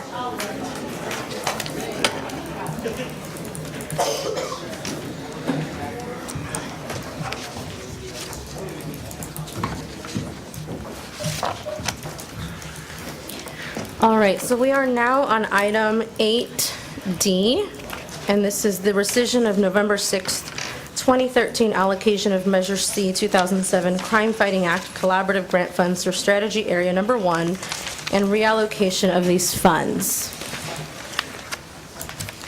Good evening, Honorable Mayor and City Council. Barbara Powell, the Assistant City Manager. So at your November 6, 2013 meeting, you allocated Measure C large collaborative grant funds to 3 organizations, and for strategy number 1, which is providing support services for families of high and at-risk youth. You also allocated Measure C funds to 2 organizations under strategy number 2, fostering reentry for incarcerated youth and adults. After you took action, it was determined that Councilmember Moody had a remote interest pursuant to Government Code Section 1091 in the grant award contract with one of the collaborating nonprofits, New Creation Home Ministries, and he inadvertently participated in the vote. Consequently, it is necessary for the City Council to rescind the action it took on November 6th and reconsider the allocation of funds for strategy number 1. Furthermore, the city attorney has determined that AbleWorks, which was the collaborating partner with New Home Creation Ministries, could actually reapply for the grant funds. And also, the strategy number 2 allocations do not need to be reconsidered. AbleWorks has subsequently reapplied for grant funds with different collaborating partners. So you now have 5 funding strategies before you to consider. Staff is recommending that you reallocate that you rescind the allocation that you made for strategy 1 at your November 6, 2013 meeting, and that you reallocate the full $163,333 for strategy number 1 to one or more of the 5 collaborating applicants for that strategy. Alternatively, you could reallocate just the amount of money that had been allocated to the AbleWorks New Creation Home Ministries Collaborative to the new AbleWorks Collaborative, or you could reallocate that amount of money to any of the 5 applicants for this strategy. That concludes my report. I would be happy to address any questions. Okay, thank you. Oh, did you have a question? Yes, Madam Mayor, I have a question. Okay. To the city attorney. What does it mean, a remote interest pursuant to Government Code Section 1091? What does that mean? Government Code Section 1090 is a codification of a common law conflict of interest that's existed, that public officials can't have a financial interest in contracts that they award. When the legislature codified Government Code Section, the common law conflict into Government Code Section 1090, they created exceptions, and one of the exceptions was a remote interest, and there's a number of interests somebody can have, a public official can have in a contract that would allow the member to disqualify themselves and for the remainder of the council to act. And in this particular case, the conflict of interest arose as Councilmember Moody's wife is an employee of New Creation Home Ministries, and even though the grant that was awarded to the collaboration between AbleWorks and New Creation Home Ministry wasn't going to fund her position, since it was going to fund the nonprofit, that's what triggered the remote interest. And when we learned that that remote interest existed, what would happen is the contract would be void as a matter of law. So we didn't give out any, and the agency would have to give back the money. So rather than giving out any of the money, the advice was given to, one, confirm that there was indeed a remote interest, and then if there was a remote interest, to bring it back to the council for rescission of that action, and then for reconsideration of the allocation for that funding strategy. And we had originally drafted the staff report so that it was broken into two motions, because obviously Councilmember Moody would not be able to participate in the decision to rescind the earlier allocation. But at that time, we didn't realize that he was also going to disqualify himself from the other applicants.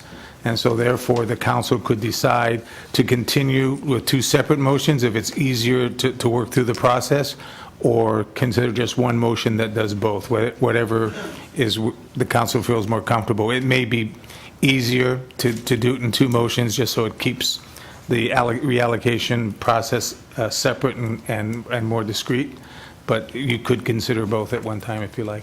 Okay. Thank you. Okay. Any other comments or questions? No. I'm sorry. I do have one, real quick. So is this why it took so long for this to come back, so that, I mean, it held up all the funds to the grantees, in other words?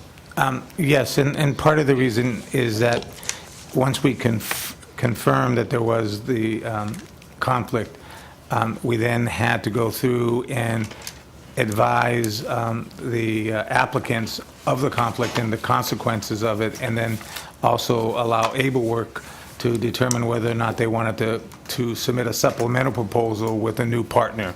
And so in order to get that communication out and allow Able Works enough time to rethink their collaboration so that the council could reconsider it, it took more time than I think we had hoped, but I think it was a fair amount of time considering the need for the funding for these nonprofits. Okay.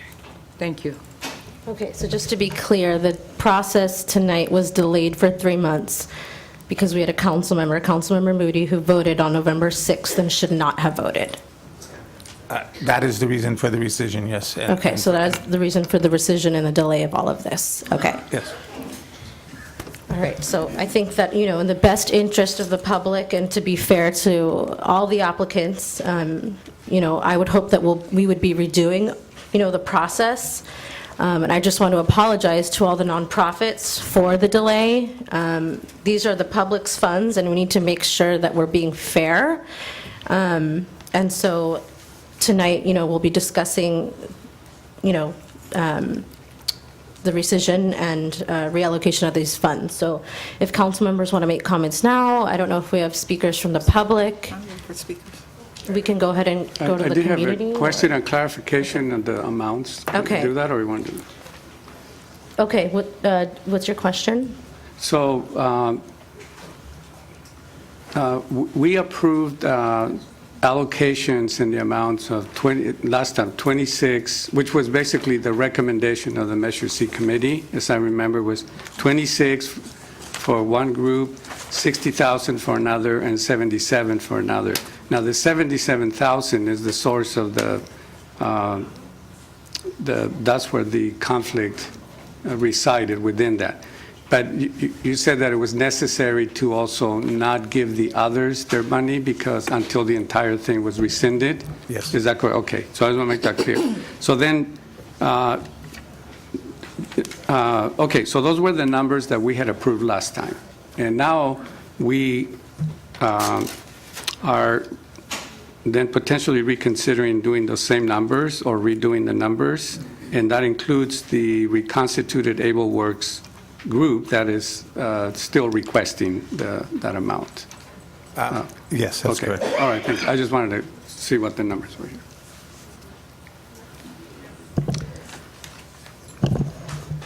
Madam Mayor? Oh, yes, our speakers. Yes, please. So first speaker, Barry Katzman, followed by Liz Schubin, sorry. Mayor Martinez, Vice Mayor Gauthier, council members. I'm Lee Katzman, the secretary of the East Palo Alto Boxing Club, and as you can see, the process has delayed the funding for the boxing club, but I'd like to just make 4 quick points just to bring you up to date. During all this period of time, we've continued to render the crime fighting and delinquency prevention services to the community of East Palo Alto. We can continue to have 10 to 12 new registrations per month at the boxing club. We continue to have attendance every non-holiday weekday night, about 24 kids and adults, plus or minus, average 400 or 500 a month attendance. Accomplishments include fighters representing the community of East Palo Alto in the USA Boxing National Competition and Golden Gloves Championships.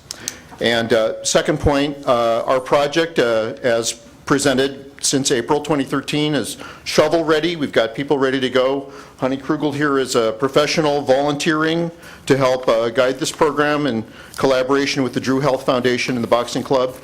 People are ready to roll out our program as proposed. The third point,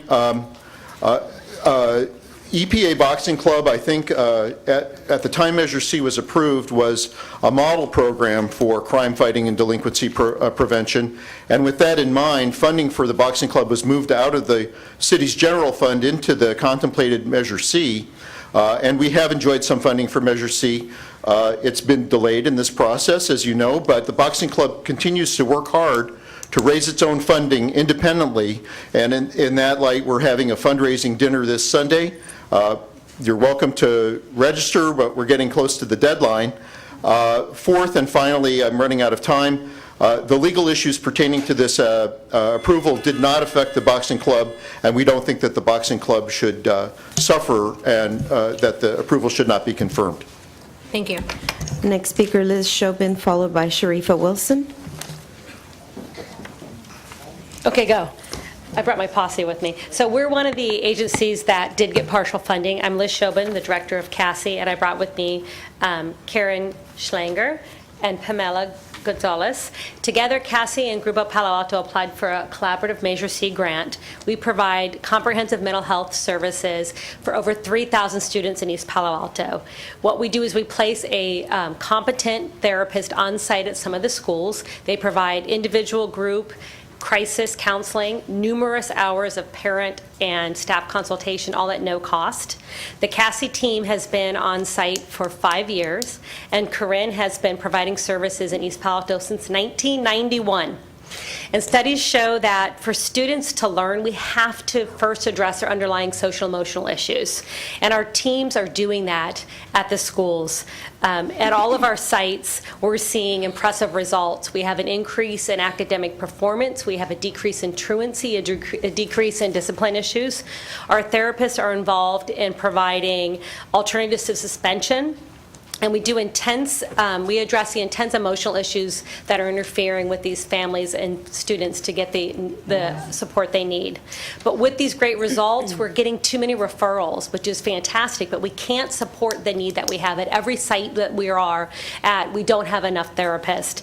So we had originally requested $130,000, and you were generous and gave us $26,000, so thank you. But we're here tonight to ask you to consider increasing our amount, because with every increased dollar, that increases the amount of therapists that we can provide on site and provide support to the students that we see. So thank you. I did it. Next speaker, Sharifa Wilson. Okay. Followed by Michael Francois. Okay, thank you. Good evening, Council. Sharifa Wilson, 2389 Glen Way. So the question I had was just that, about the reallocation. Were you going to reallocate just the $77,000, or are you going to reallocate all of the, I think it was $163,333, because there are other agencies that I guess were denied money? So that was basically the question. Are you opening up the door again, or are you just going to open it up for the $77,000? Thank you. And Michael Francois.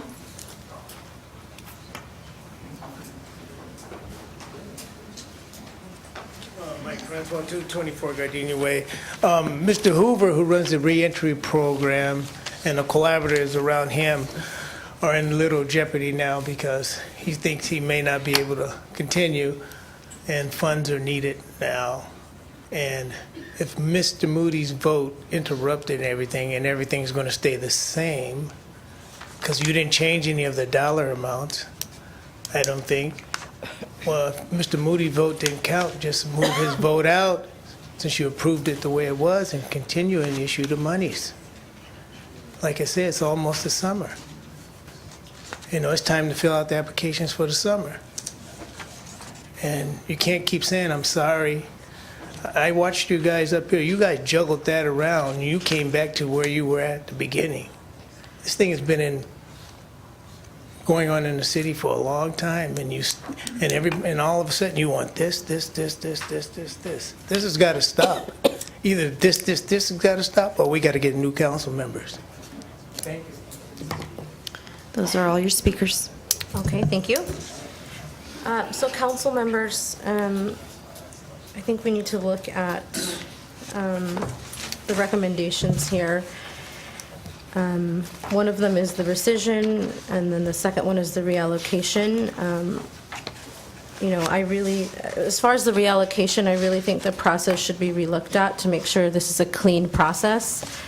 So I think we need to redo, you know, this item and start back at the 163,000, so that we can make sure that it's, you know, clear and there's no conflict of interest. I remember at our last meeting in November, we had tried to go with the Oversight Committee's recommendations, and I was, you know, okay with the nonprofits that they selected. For me, I think I was just having trouble with the dollar amount. But again, I would love to hear from you guys on the reallocation piece. But again, I just would like to sort of restart because the process, you know, wasn't a clean process when we did it in November. Yes.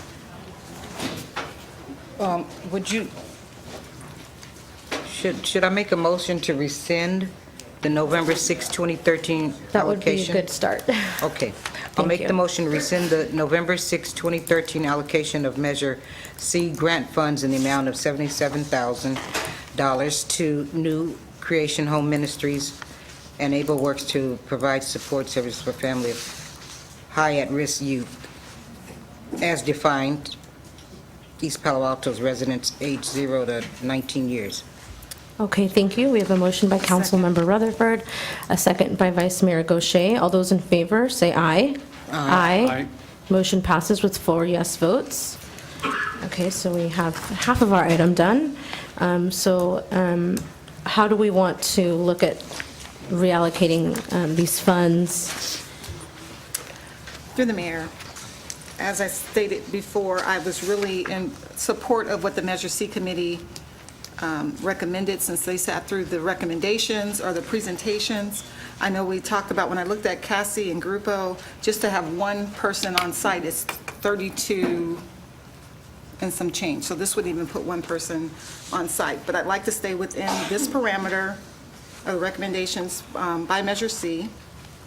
Okay. And perhaps just bring up to one person, and at least funding one person for Cassie and Grupo. And how we get there, that's the question. Okay. I would propose that we split the 77,000 between these organizations that are listed. Do you mean the 163,000? That's the total amount. Well, I thought that because we're working they were with already. There's already. Yeah, so the funding one for Cassie and Drew, and one East Palo Alto, and all those in there, and. Yeah, so the total amount that we have is 163,333, and then we need to decide how we want to break that amount up. So Vice Mayor Gaucher recommended that we look at the first 3 collaborating organizations, because that was the recommendation from the Measure C Oversight Committee, so she thought that would be a good starting point to kind of stick to those first three and then look at dollar amounts. So you, So we have, it's 163. you couldn't split that three ways? Well, we could, I mean, if that's what you're recommending, yeah. That's I mean- what I would recommend. I mean, since, well, maybe I wouldn't. I mean, I don't know what One East Palo Alto and the rest of these nonprofits have, did they put in an application or anything? Yes. Yeah, Oh. so all 5 of these applied, and the Measure C Oversight Committee recommended the first 3. And at our last meeting in November, the city council also went along with that recommendation. Okay. So I think we just need to decide if we want to continue that and go with the Measure C Oversight Committee's recommendation or not, or, and then just look at dollar amounts. But Through the chair, I would tend to agree with the vice mayor. For me personally, I did support the recommendation of the Measure C committee. You know, a lot of good proposals. At this point also, I feel like it's unfortunate what has happened. The groups, I think that we had, well, anyway, that's where I am. And if it means increasing the first one a little more to make sure that, I think you were estimating that one person would be covered, I would be okay with that. But, you know, at this point, I feel that we're revisiting the whole process. I'm not open to that. I think that the next round is where, once we have an evaluation and the council has a chance to look at the budget carefully, how much money is left, we may decide to do different things, and that would be the time for me. But I'm like I said, I'm close to, I think, to what the vice mayor is supporting. Okay.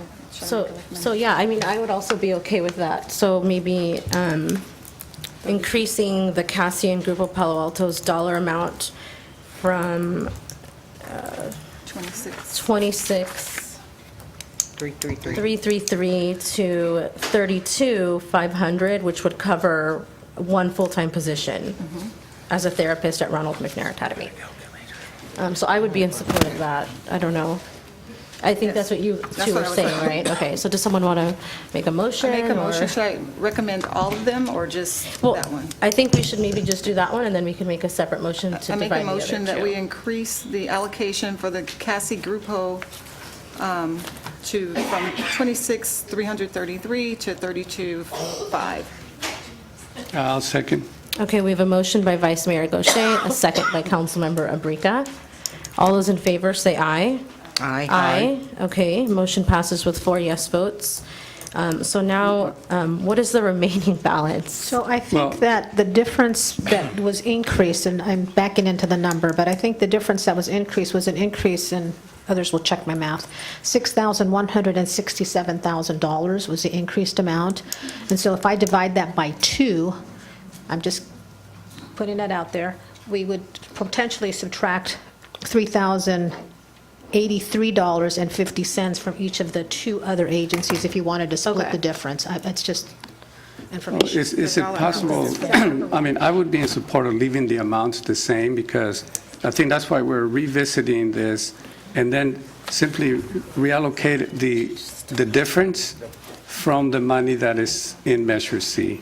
I mean, I think at this point, so this strategy gets a few $1,000s more. I feel that just out of respect to the process that we went through, that both the other 2 groups, I would be in support of leaving it the same, 60 and 77. That would be my recommendation, that we draw the other $1,000 from the general Measure C pot. I'm not sure I understood that. So in other words, just the 60 and the 77 Okay. they stay that same amount. And the money to make up for the 26 to 32, that extra money comes from the general Measure C. So I think what Ruben is proposing is that we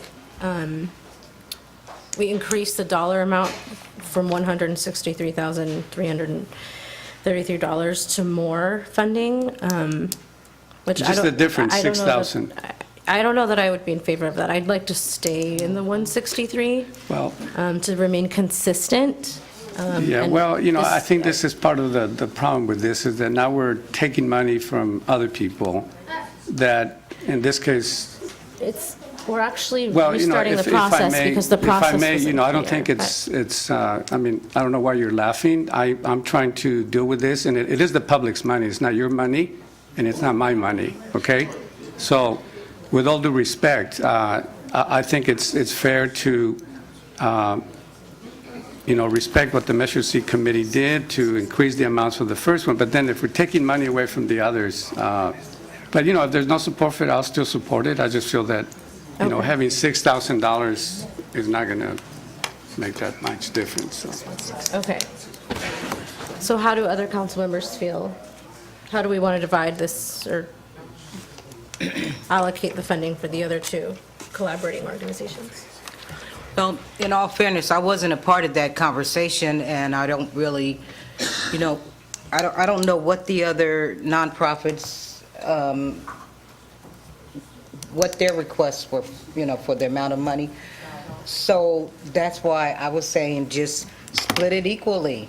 But, and so like, I'm really not, I'm at an unready stage to really, you know, feel comfortable weighing in. So, I mean, maybe if you guys dialogue a little more, I might be able to come to some conclusion, but it just seems to Yeah. get murkier and murkier as we go forth, so, you know. I would be okay with supporting, just splitting it. I think you gave us that dollar amount, our city manager, already. Yeah. Yeah, the number would be, if you elected to split it, it would be a minus from the other two agencies, and again, I'm just doing it by half, $3,083.50. Okay. So, yeah, I mean, I would support that, but I don't know if anyone else would. You know, I'll support that. At this point, it sounded like there was no support for adding another 6 from the remaining Measure C fund, so I just feel like I'm okay with that, too. Okay. The Does someone wanna 60 and make the a motion? 77 minus. Does someone want to make a motion? I'll make a motion that the allocation of 60 and 77,000 be adjusted for those two requests to evenly make up the difference that was added to the first Cassie group. Okay, we have a motion by Councilmember Abrika. Do we have a second? I second it. A second by Vice Mayor Gaucher. All those in favor say aye. Aye. Motion passes with 4 yes votes. Okay, so moving on to our next item this evening. Can you get more? Can you come back in now?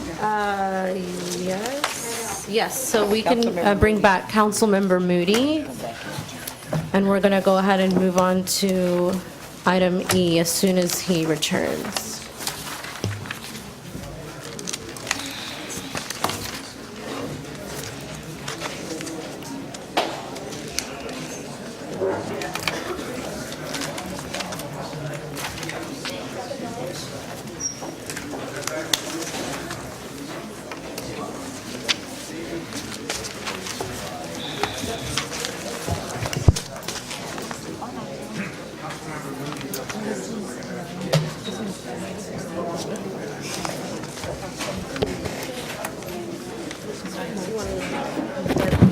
Them know he went to go get Moody upstairs.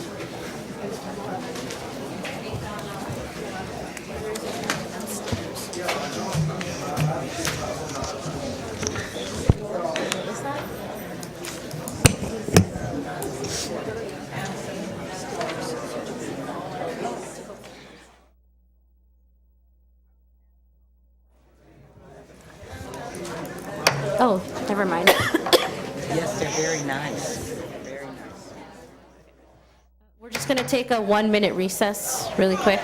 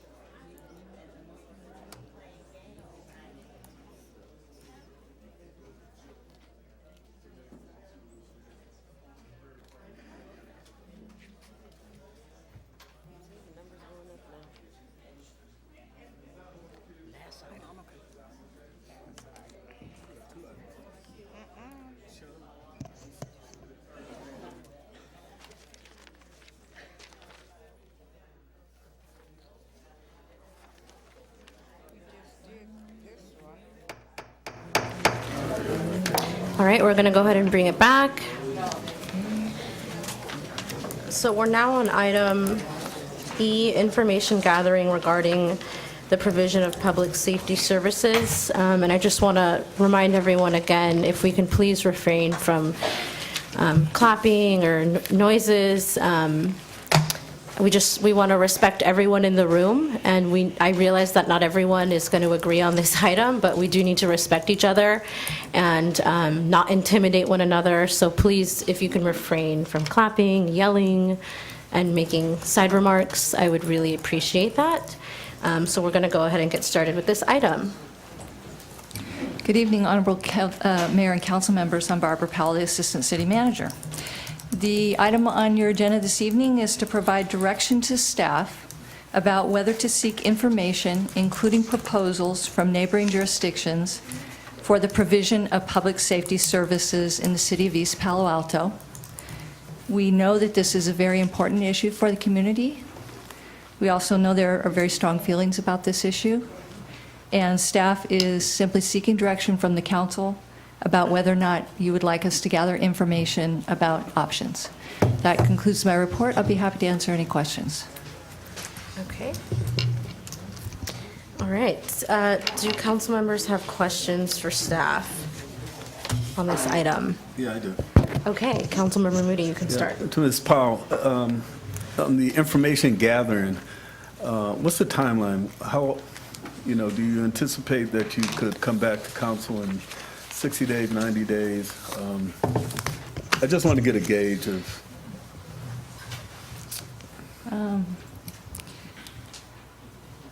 Depending on the direction that we get from council this evening, we would, if you wanted us to seek more information, we would immediately contact the other jurisdictions, and then it would depend on how long. Right now, everybody's kind of going into budget, so it would depend on how long it would take them to be able to come back with proposals. They need to look at our specific staffing plans and needs, and then they would need to develop proposals.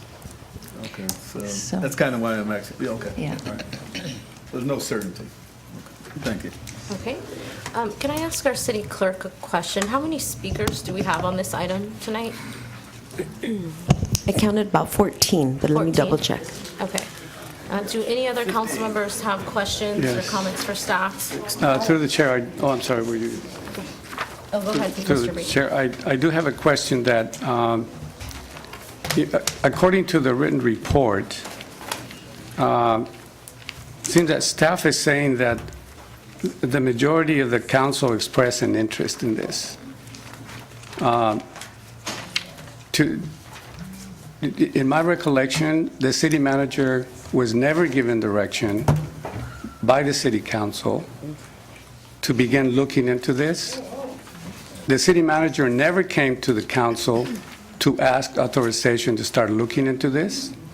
So there is a contradiction in this report because, granted, we could do that if the majority of the council decides, yeah, let's look at that. But let's be clear about that. In my opinion, it says right here, and that has never happened. So I don't think the city manager or the management staff can start doing anything unless the council has given direction. And so the fact that we're here tonight discussing this, I don't think it's a, rationally planned situation. It just happened because people started talking about things, and next thing you know, it's become an issue, so we have to address it. But it seems to me that there's a big incongruency here. And, maybe discussions take place because they take place all the time.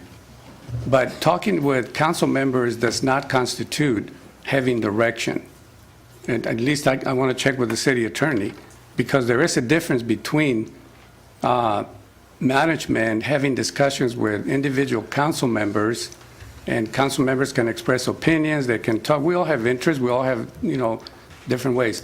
That does not constitute, like it says here, that the majority expressed an interest, and therefore, it seems to me that if the majority are going to have any influence on the management, it has to be done in the public. It cannot be done separately. And so we're at this point, and I'm glad that I don't know who put it on the agenda. According to the memo we got, it seemed like the city manager put it on the agenda, but I'm sure the mayor and the vice mayor were concerned that we need to discuss this, so I thank everybody for doing that. But I want that question answered first, because to me, it's a question of process, to be clear that no direction can be given just by having discussions, as it states here, that the majority of the council express an interest, and therefore, then we can start looking into it in some way. I just don't agree with that.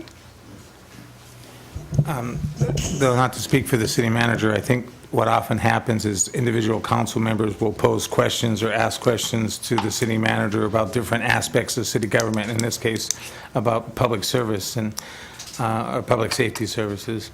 And at the point where the city manager determines that there's some interest, and rather than to engage individual council members in that discussion to flesh out the details, which would violate the Brown Act, that the better course of action is to say, oh, people have expressed interest, and rather than engage in that conversation, to do exactly what you're saying, come to the council to get direction about whether or not they want to pursue that. Well, maybe they didn't mean to put this word in there, the majority of the council, because that makes it sound like, at any given time, management speaks to 5 council members, and then the majority say, oh, this or that, and then the wheels begin to move.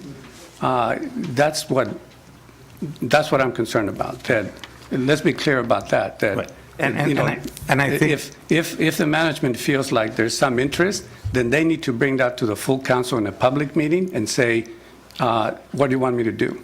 In this case, it seems to me like the cart went off before the horse way too soon.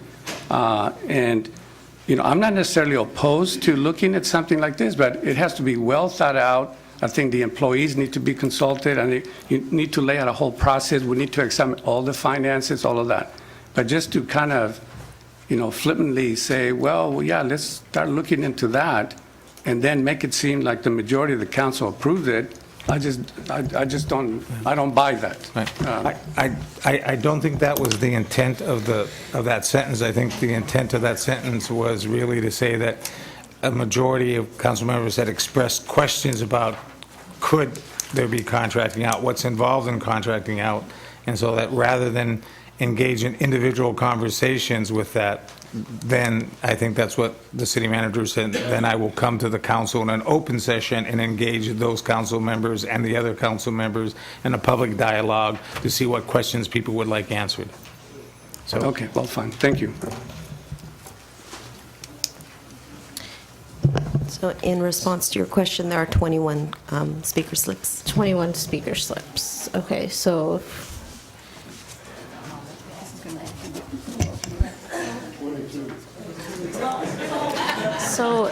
Make that the last one. Make that the last one. does the city council, I'd like to just check in with my city council, please. We have, how many speakers now? 23. City clerk, 24. please. 24. 24 speakers. Would the city council like to still continue with 2 minutes, or should we move to 1 minute? I mean, I'm talking to the city council. I want to make sure that we're all on the same page here. Larry? I mean, I'm fine either way, but I mean, it's 10:21 right now, and the later it gets, it's going to be harder to discuss this. Through the chair, I would say that, is this going to be our last speaker? And since it's going to be such a heated conversation, we allow the community to make their comments, but let's just, maybe that's the last one that we have. Okay, well, I'm trying to check in. It's 10:22 right now. Okay. So I'm checking in with my council, so please be respectful. Thank you. Madam Mayor, I think that we should allow the public their 2 minutes, irregardless to the time. I understand, but however, this probably should have been the first item on the agenda. And so let's just, I say 2 minutes and Okay, let's yeah. get started. Again, I'm fine either way. I'm just trying to hear from my council. Again, I'm going to remind the audience, if you can please refrain from yelling, clapping. This is a respectful process, and we don't want anyone to be intimidated. So please, I need your cooperation. So we're going to go ahead and get started. Are there any other comments from council members right now before we get started with public comment? No. Okay. So we'll go ahead and move forward. Okay, first speaker, Sharifa Wilson, Mavis Knox, followed by Mavis Knox.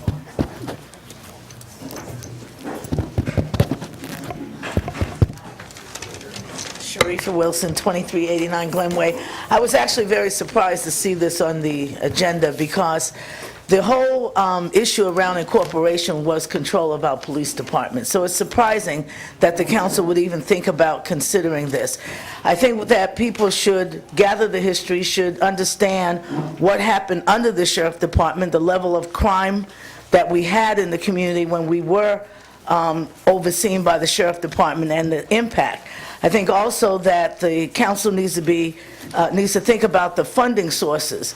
Historically, the outside agencies who, quote, provided services to East Palo Alto were the ones who received the dollars, and then they decided whether to, in fact, spend the money here or not. And so when you don't have direct control, as we do now, you open up to that possibility. The other thing is that I'm sure that many citizens who have been here much longer than myself can testify as to the treatment that the sheriff department provided to the residents of this community. And the only thing that could be changed was a deputy could be switched from place to place, moved from out of the city, back in the city, but the sheriff, who was the one who was actually controlling it, and it was his attitude that was displayed by the deputies. We had no control over it because the city didn't hire him. The city was under a contract. So I would caution the council to move forward with this. I think that the community has been very clear that we want to control our own police department and our own destiny. Thank you. Thank you. Next speaker, please. Mavis Knox, followed by Dixie Lee. I'm sorry, I can't pronounce the last name. Good evening. My name is Mavis Knox, and I'm at 225 Corbin Alto Avenue.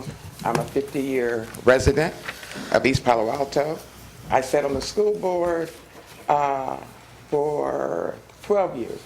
And I want to apologize now if I treated my audience the way you're treating us. I want to apologize for that, okay?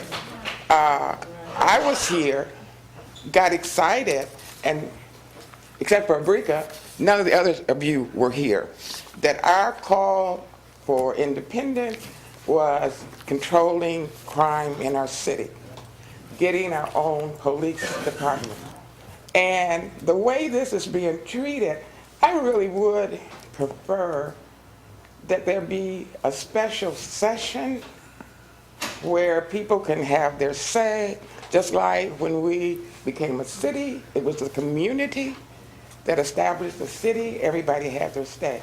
But this part of rushing, trying to take action right away, makes absolutely no sense to me. Thank you. Thank you. Dixie Lee, followed by Robert Hoover. Dixie Lee, Speck Schultz, 952 Bain Street. Good evening. I am strongly opposed to the city of East Palo Alto examining the possibilities of outsourcing any of the police activities. In the 1990s, I was a home care nurse. My area was East Palo Alto. When I came in at night, I had an East Palo Alto police officer accompany me, or the family would meet me. I found them to be very respectful and very helpful. In 2000, I moved to East Palo Alto. At that time, there was still the San Mateo Sheriff's Department were supplementing the East Palo Alto Police Force.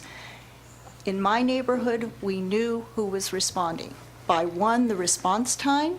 The San Mateo Sheriff's Department was very, very long in responding. We knew it immediately. And their attitude was distinctly different. When Chief Davis came, I think it was around 2005, he made vast strides in the East Palo Alto Department. He was able to increase the numbers to some level for police officers. He increased their diversity. He got the shot spotters put in.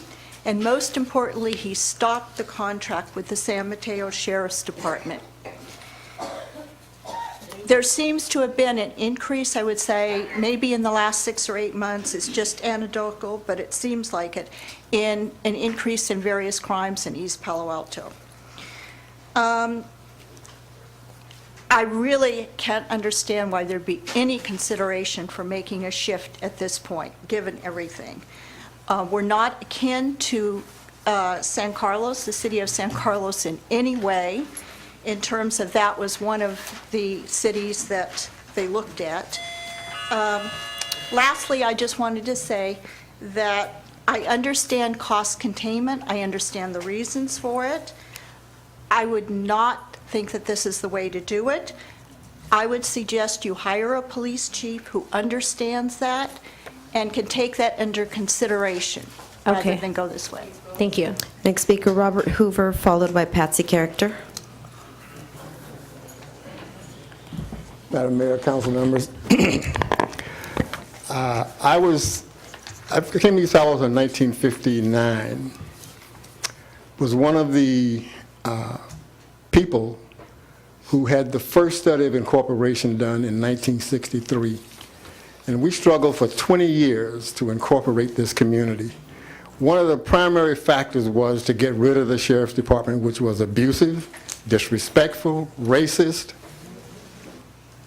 And for us to re-enter any kind of discussion about this is just very distasteful to people of my age that have been here for this long and went through all of that.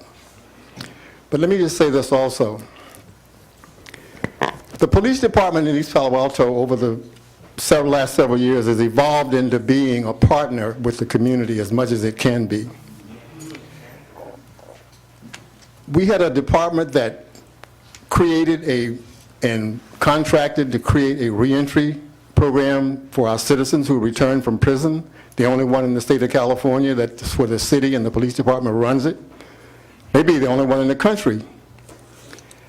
The police department has funded numerous youth organizations. They put up money to restart our golf program back in 2005.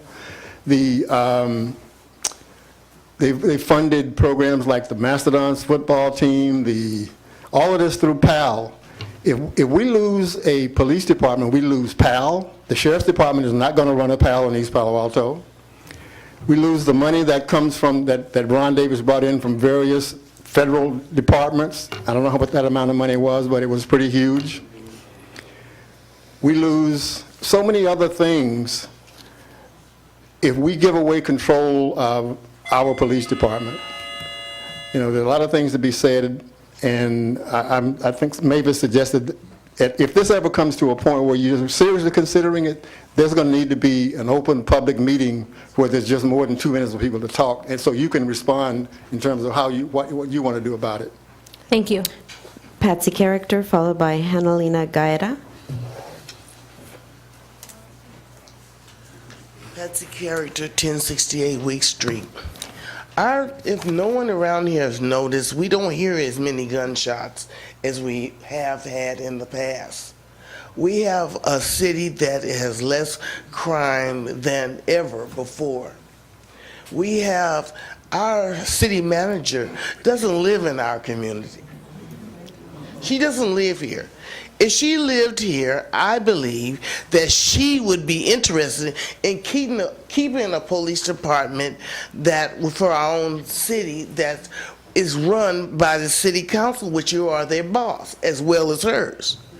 As I sit here and I walk through my community doing outreach from the New Estacasa that I work for, and also my church, I need to tell you that it's a great difference in the street. There was a time that senior citizens couldn't go cash their checks without somebody escorting them or having a guard out there to make sure that they would get back home safely. This city has been through so much and it's changing. And why would we want to go back to yesteryears? I've lived here over 50 years in this community. I have seen the change I've been a part of the change. So what I'm saying to you is that think real carefully.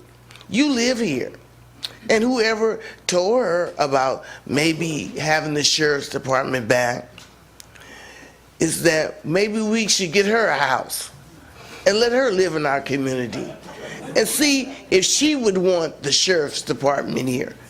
At least we know the police names in that patrol our areas, and if we have a problem, they stop. Not saying they're perfect, but they stop and they will help. Hanalina Gaeta, followed by Braulio Gonzalez. Excuse me, I did mention earlier about the clapping. So I don't want to have to take another recess, but I will if we can't follow along here. Be here all night.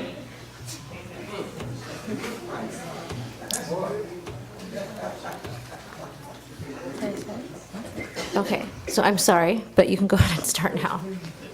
Hi, my name's Hannah. I live in 350 Garden Street. I am here today to talk about two of my concerns, which is the sheriffs from San Mateo County may put immigrant community at risk by exposing to ICE holds. That's one of my biggest concerns because East Palo Alto is a sanctuary city, meaning our city could be safe for immigrants to not be placed in ICE holds. Since East Palo Alto also is a sanctuary city, undocumented people could drive safely, knowing if they get stopped by the police, their car wouldn't be impounded. If we do contract to their sheriffs or other police departments, they may not follow the same practices that we have. This is why we should not contract other police departments or sheriffs because our undocumented population would be at risk. And that's it. Thank you. Braulio Gonzalez, followed by Reverend Mary Fraser. Good evening. How you guys doing? My name is Braulio Gonzalez. I'm a lifetime resident of East Palo Alto. I've been in East Palo Alto for about 25 years, and I'm proud to represent YUCA, Youth United for Community Action. And so one of the things that was very concerning to me was the way that I heard about it. I know, and I thank you, Mr. Ruben Abrica, you've been a pioneer. And, even, when our chief, when he transitioned out, this was something that was of concern to you. But a couple of things. I learned about this in the paper. There was no community input, and I think, Ruben Abrica brought some things that, that were a concern. But a couple of things, one, I mean, people are speaking about it today, right? I'm not old enough to be part of the incorporation of the city, but I hear the stories. And so one of the things, when we talk about, efficient community, one of the components is having a police department that protects the integrity of the community members. And so a couple of things to bring to mind. So because I am the immigrant rights campaign organizer at YUCA, I see a couple of the issues that are very important to the immigrant community, one of which has been talked about today. San Mateo County is currently the sheriff is currently honoring and they're practicing secure communities which target immigrant communities. Now they're implementing the Trust Act, but there's a lot of flaws. Now the sheriff department comes and patrols our neighborhood. That's going to create pipeline for our immigrant community or for our immigrant undocumented community members to be transitioned to be deported. The other thing, I was concerned about Palo Alto being listed as one of the possible agencies that's going to be contracted. Well, it wasn't long ago that I was out protesting in Palo Alto because people from our community were being targeted and profiled in Palo Alto when we visited.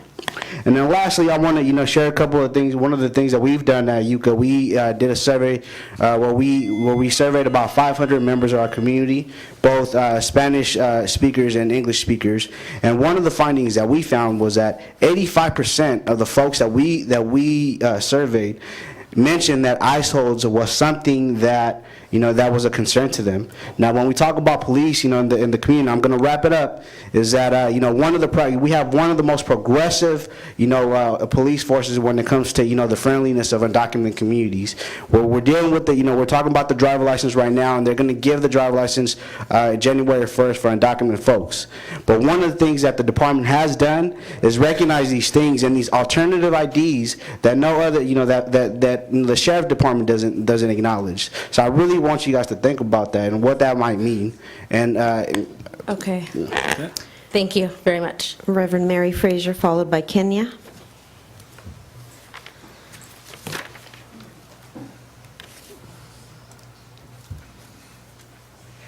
Reverend Mary Fraser, 2301 Cooley Avenue. I am concerned that we not spin our wheels and go backwards.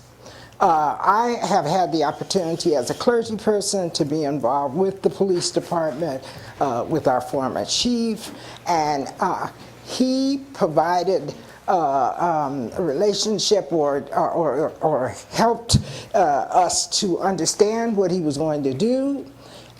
He included us in decision making, and we worked closely with him. I received training from Dr. Joseph Marshall, the street soldier training. I've been in Operation Ceasefire, been involved in coaching formerly incarcerated persons who were possibly causing violence in this city, and I cannot believe that we want to go backwards. Surely there must be some more individuals as progressive in their attitude about community policing as Ron Davis was. And surely we're not going to give up on looking for someone. I would assume that the search should continue and would continue. I left my house this evening, and there was an officer outside with two young men who were trying to force their way into our apartment building. It's secured, you have to be invited in. And the officer was out there letting them know that they couldn't do that. And I'm afraid that if we don't continue the way we're going, that we'll find ourselves having a lot more issues, a lot more trouble, and go backwards. So please consider that. Let's go forward. Let's continue to go forward. Thank you. Kenya, followed by Gerson Sanchez. Hello, my name is Kenny. I'm part of Youth United for Community Action. I'm here to express my disapproval of outsourcing the city police force because it will affect a large portion of our community. As we know, about 65% of East Palo Alto residents are Latino. Of this percentage, it is unclear how many community members are undocumented. This is particularly important because contracting the Sheriff's Department may put our immigrant residents at risk of being detained and possibly deported because of San Mateo County's participation in the Secure Communities Program. East Palo Alto is a sanctuary city and has been a place where the immigrant community feels safe because we have practices that protects them. Additionally, outsourcing will destroy the relationship that our police officers have built with our community members. Our current police force is very diverse and reflects the makeup of our community. This makes it easy for our trust to be built. I worry that if outsourcing takes place, officers who patrol our city will not be able to meet the needs of our residents. I hope you consider my thoughts. Thank you. Thank you. Gerson Sanchez, followed by Pastor Paul Baines. So, hello, my name is Gerson Sanchez, and my address is 2376 Poplar Avenue. So I'm here to voice out some of the concerns about the city outsourcing its police force to the county. Outsourcing the police force will cause the police department to greatly weaken, and this is really bad for the city for various reasons. First of all, the police department is a crucial branch of the city, and the department doesn't only respond to emergency situations, but it also works closely with the community to prevent violence and crime in the city. They do this by funding or supporting numerous programs, but just to name a few, such as Fit Zone, MAP, and many more. They fund or support these programs with the intent of giving people things to do, building a relationship with the community, and prevent people from committing crimes. Outsourcing the police force with the Sheriff's Department will cause the police department to lose its presence in the community, which results in the loss of successful crime and violence prevention programs. And potentially the community will lose trust in law enforcement that the police department has already built. And I question if the Sheriff's Department does come into the city if they will run and or support these community programs. Don't outsource the police force and keep the police department. Thank you. Pastor Paul Baines, followed by Uhila Makoni.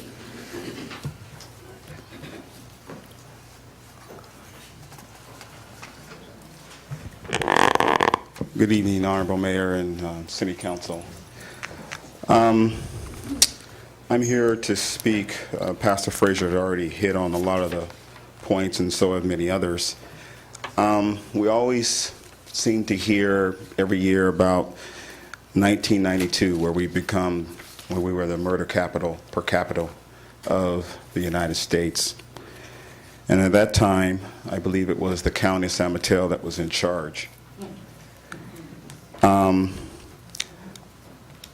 Just recently, in the last couple of months, after a Bible study with formerly incarcerated men, one of the men left my church, went down, and a police officer, not an East Palo Alto police officer, jammed him up, and I saw him as I was going by, so I pulled around. And I approached them, and that police officer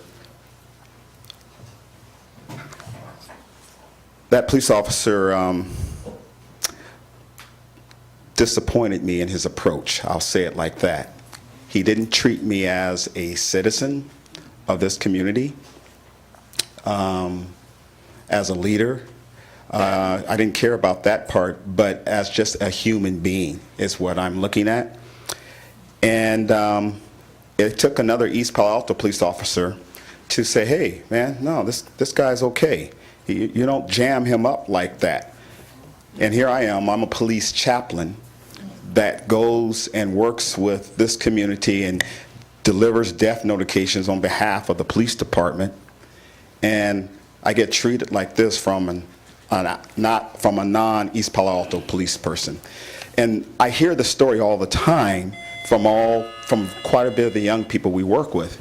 And so I just want you to take that in consideration and as you're dealing with this. And then also, we're a municipality. We would be losing a lot of grant money by going over to the county, because they always use us as a petri dish. Oh, excuse me, not always, but they have used us as a petri dish. Thank you. Uhila Makoni, followed by Ronald Knowles.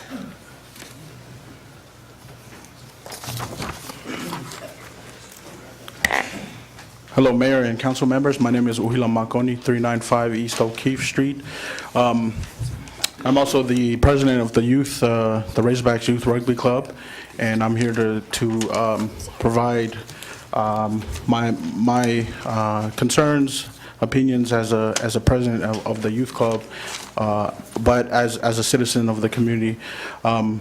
Like Uncle Bob or Bob Hoover has mentioned before, the police provides partnering opportunities with community organizations.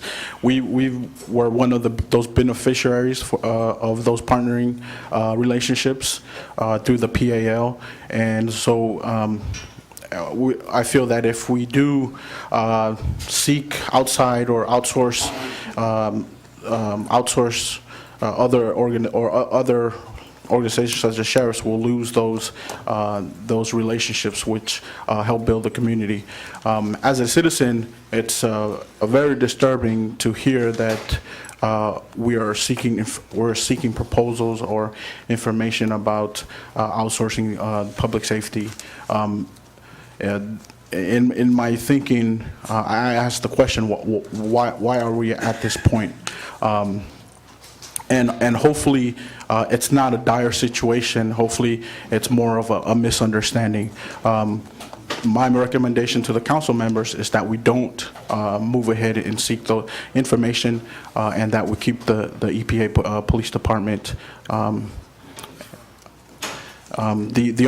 only other thing that I wanted to ask is, if we were to go outside, such as the sheriff's department, who would be accountable for them? Would the city still be, would they be accountable to the city? Thank you. Larissa Bowman, followed by Antoine Brooks.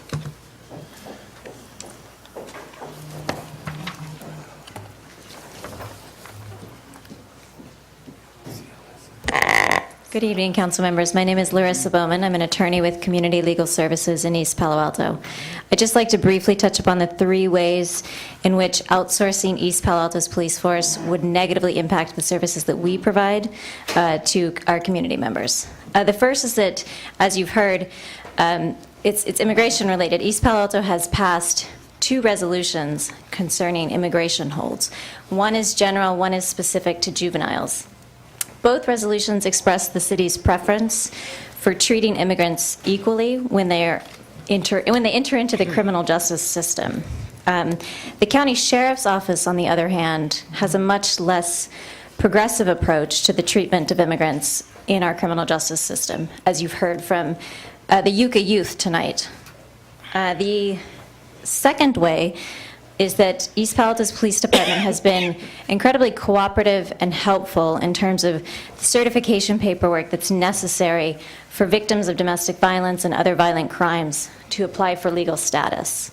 The county, on the other hand, has not been as responsive. And it's important, I think, that East Palo Alto's police force has been so responsive in this regard, because it has allowed people who are not documented to feel comfortable in contacting the police. And it's allowed, I think, the police to better prosecute crimes because they have the help from community members. The last reason is that East Palo Alto's code enforcement department is part of the police department. Code enforcement in the city, despite resource constraints, has been incredibly responsive to tenants' requests for inspections. The county often takes much longer, and when you have situations that affect health and safety, it's important that we have a code enforcement that can respond as quickly as necessary. So for those reasons, Community Legal Services in East Palo Alto would ask the council not to move forward with outsourcing its police department. Thank you. Thank you. Antoine Brooks, followed by Reverend John Leote. Good evening, Mayor, Madam Mayor, and council members. I've literally lived here my entire life, 45 years. Served in the military for past 27 years. However, I've chosen never to leave my roots here in East Palo Alto. So I've grown up through the era of the Sheriff's Department, seen many atrocious acts committed. I've seen the police department come and go and return stronger than ever. And so I just had a few questions that I would like you to consider. First off, I'm kind of concerned with how this kind of came out on the agenda, because what it does, I personally think it jeopardizes the community and the public safety, because people talk and officers get wind of rumors, and it's hard for them to focus on their job not knowing if they're going to have a job, and that jeopardizes our safety every day. They're in doubt. Why are they doing this? There's many questions that they're asking themselves. So one of the things I would caution is make sure that they're completely informed and in the loop, so they have a sense of certainty about what they're doing here every day on every shift, because I've seen it overseas when my soldiers have lost their way. Okay. Secondly, what do you mean by outsourcing? Does that mean augmenting or completely getting rid of these guys? And if you do outsource and get rid of our department, who's going to have control? Will the city council have control? Who's going to have accountability? Who are these officers that may commit offenses? Who are they going to be accountable to? Is it the city council, or is it the sheriff's department, or the other department that is contracted? And then lastly, there's probably been some grants and funding that's been secured because of the police department. Have you considered what might happen to that funding? I think it's probably an uncertainty at this point, because people are hearing these rumors and those funds may be delayed or go away. Thank you. Thank you. Reverend John Leote, followed by Stuart Highland. Honorable Mayor and council members, good evening. Thank you for the opportunity to address this body. You know, I'm standing here in support with the rest of the community, and especially my fellow ministers. It's very important that we have a police department that knows and understands the unique needs of this community. I'm also a chaplain for the police department, and you know, one of the points of references I have is even 3 weeks ago when we had a tragic homicide of a young man. The officers that responded to the scene knew the citizens, knew the community, knew the people involved, and were able to really give service above and beyond just normal police services. They were able to comfort, they were able to calm down, they were able to engage at a level that I don't believe any outside agency would ever be able to do. Secondly, I'm compared to some of the other people here, I've only been here for 14 years. But even in my short span in the community, I've seen such a dramatic difference. And I would attribute that completely to community policing. And the fact that the police officers are much more engaged and not just interested in arresting or earning a record or writing tickets. They're interested in really seeing the community better itself. So I would strongly urge you all to reject any indication of outside intrusion into our police department. We stand in solidarity with our police department. They're not perfect, but they're ours, and they care for this community. Thank you. Stuart Highland, followed by Chester Prince. Good evening again. My name is Stuart Highland. I reside at 124 Azalea Drive. I'm speaking as a member of PIA, Peninsula Interfaith Action, St. Francis of Assisi Local Organizing Committee. And so what we try to do is research to try to find out what's going on. And I've worked with staff before, so I'm sure the intentions were not necessarily bad. But what I'm wondering is, what's the driver behind this? Is the driver economics? And then if the driver is economics for the city staff and the council to consider, then you have to look internally, what's the driver for the community? You've heard it expressed very clearly that the community's driver is about having a relationship with a police force that's responsive. And we feel we have that at this time. So losing that is obviously a huge issue. But as you think about what the drivers are economics, there's also the response about how do you continue to bring funds in the same way Chief Davis has managed to augment his funding stream. He hasn't taken just from the general fund, he's actually found a way to build on that. So what I would say is, as Pastor Frazier said, keep looking for that chief, but you kind of have a template of what the qualities that chief would have. They would have to be able to augment their own funds. They'd have to be able to raise more funds. And the question that the serviceman said, and thank you for your service, I think about the augmentation as what's going forward with what the chief was doing about task force work and some of the other things that was happening. How would that go forward? Not under a sheriff. I think hopefully we've gotten rid of that idea. But how are we going to go forward in the new chief and getting him to ramp up and be able to continue the work that's actually reduced crime effectively in East Palo Alto? Not perfectly, but very much so. Thank you. Thank you. Chester Prince, followed by Al Moore.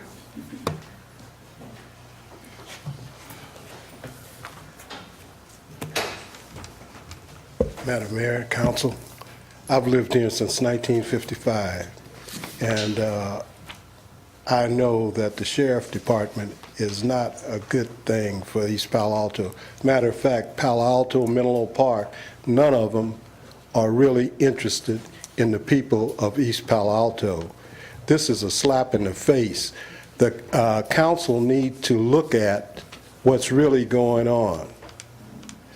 This is a way of removing the citizens of having a voice. This police department, it's not the greatest, but they do an adequate job. And you put the citizens in a bad situation because they look at, well, they want to outsource, so it's no need for me to do my job. And even if you get rid of the police department, the next thing you're going to do is get rid of the maintenance department. This is these people here is trying to dismantle the city. And you guys can't let that happen. Al Moore, followed by Heather, sorry, I can't read the last name. Al Moore, 256 Daphne Way. You know, as far as I understand, they've already been a bid given by one of the departments that want to come in here. It's been a bid given already. I don't know how true that is, but the council needs to look into that. You know, and if it has been, then that shouldn't. You want to see some renegade guys? Get the sheriffs in here. They're renegades. They don't care nothing about nobody. Everybody's a suspect. Even your grandmother's a suspect. Everybody's a suspect. I've been at the 7-Eleven store over there when they were in here last, and I did a tow for one of them, and then they were at the 7-Eleven store talking about how they slapped this person on the head and how they did this and how they threw him down. Come on, man. We don't need that kind of stuff in here.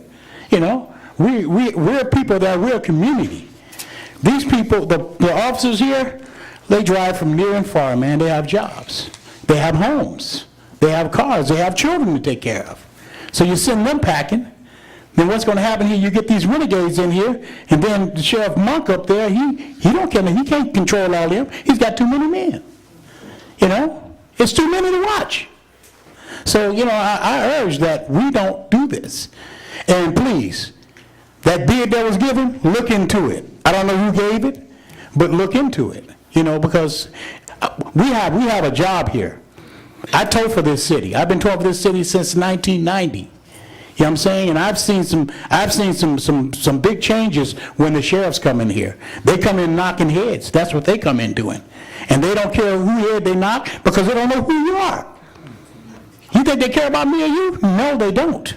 They're going home to their surrounding families. So, hey, look, let's not consider this.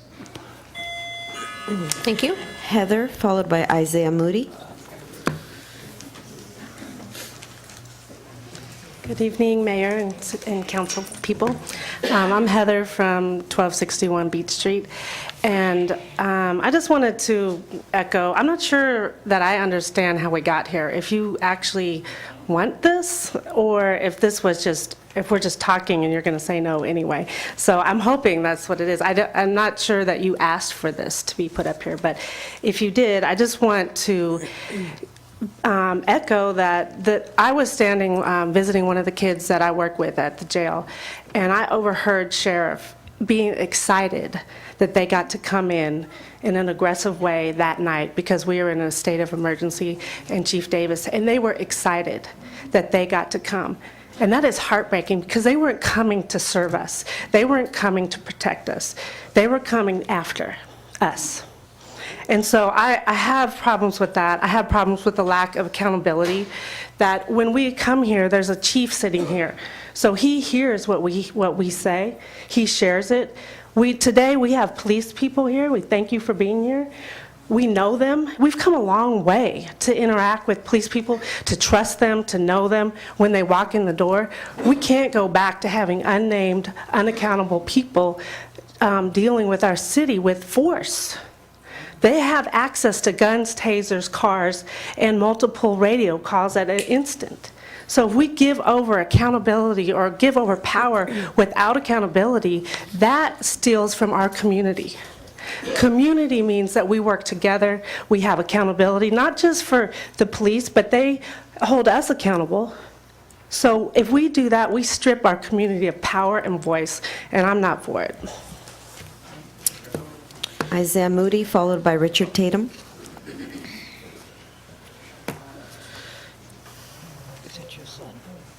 Hi, I'm Isaiah Moody, 774 Renemy Street.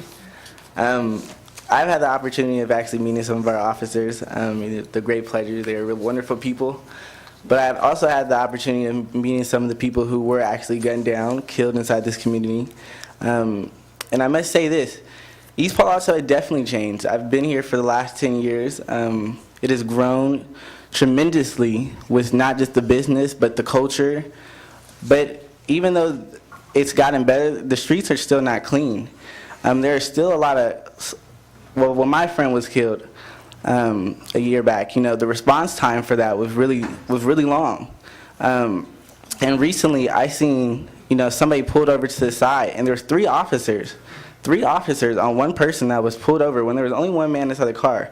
Why is there 3 police officers on one car? When it comes late at night, all I see is 4 police officers in East Palo Alto roaming this 2.5 square mile. Why, when one person is pulled over, why is there 3 officers? That leaves 1 police officer out here roaming around through this 2.5 square mile while everybody else is dealing with 1 car. What is the safety there when something else goes down inside the Ville, inside the Gardens, inside the Midtown? You know, where is the safety there? So I really like the police officers here. I hope that we don't get rid of them, but I'm not going to say that we don't need help, because there is still a lot of cleaning up that needs to be done, and I hope that you guys also put that into consideration for this meeting. Thanks. Thank you. Richard Tatum, followed by Pablo Calderon. Good evening, Madam Mayor, City Council members. My name is Richard Tatum. I live at 2348 Glen Way. I am only going to echo one thing. I was the very first person who said this is a waste of time. Now, whoever thought of this did not live in East Palo Alto in corporation. They did not live here. And looking at the City Council, I know at least 3 of you weren't here when we were incorporated. Now, you might have history, but you don't have the passion. You don't know what it actually meant to feel, to get, to be incorporated. I think it only won by 10 votes or something like that. And I'm looking at my right at staff. I know they know nothing of the incorporation fight that we had gone through. And I'm one of the young residents of East Palo Alto. I've only been here 40 years. But all I'm saying is that we have people here that are being hired by council that's running this city, and the only reason why they're here is to enhance their resume. They're not here to help this city. We did have a lot, we've had staff before who did not live here, but they had a passion for this city.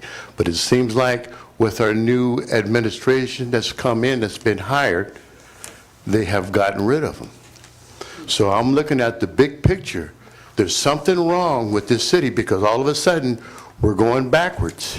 And it's by people here who want to enhance their resume, and also there's people here that's been hired by the city council that have been fired by other cities. So think about it. Thank you. Thank you. Pablo Calderon, followed by Michael Francois. Hello. My name is Pablo Calderon. I live in 1720 West Bay Shore.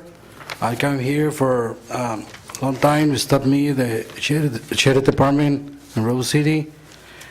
And then we stopped me. It says no only 2 police cars. It's 5 police cars. And he told me, why you stealing the car? We say, hey, it's my car. No, why you're the Mexican, you can drive this car. I say, hey, it's my car. We see, I give you the registration, insurance, everything. Why you told me like this?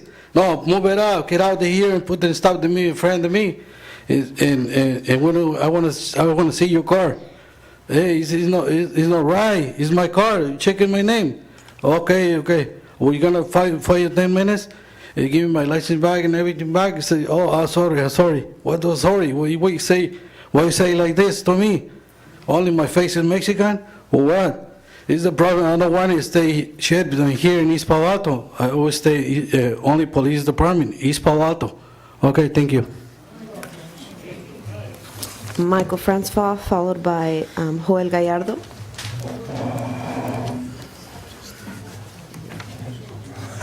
That's pretty good, Calderon. Mike Francois, 224 Gardenia Way, East Palo. I'm gonna do 2. I'm gonna just come out with some good. I'm gonna come out with some bad. And I've been listening, and I kind of like what the people saying, so I'm changing my attitude.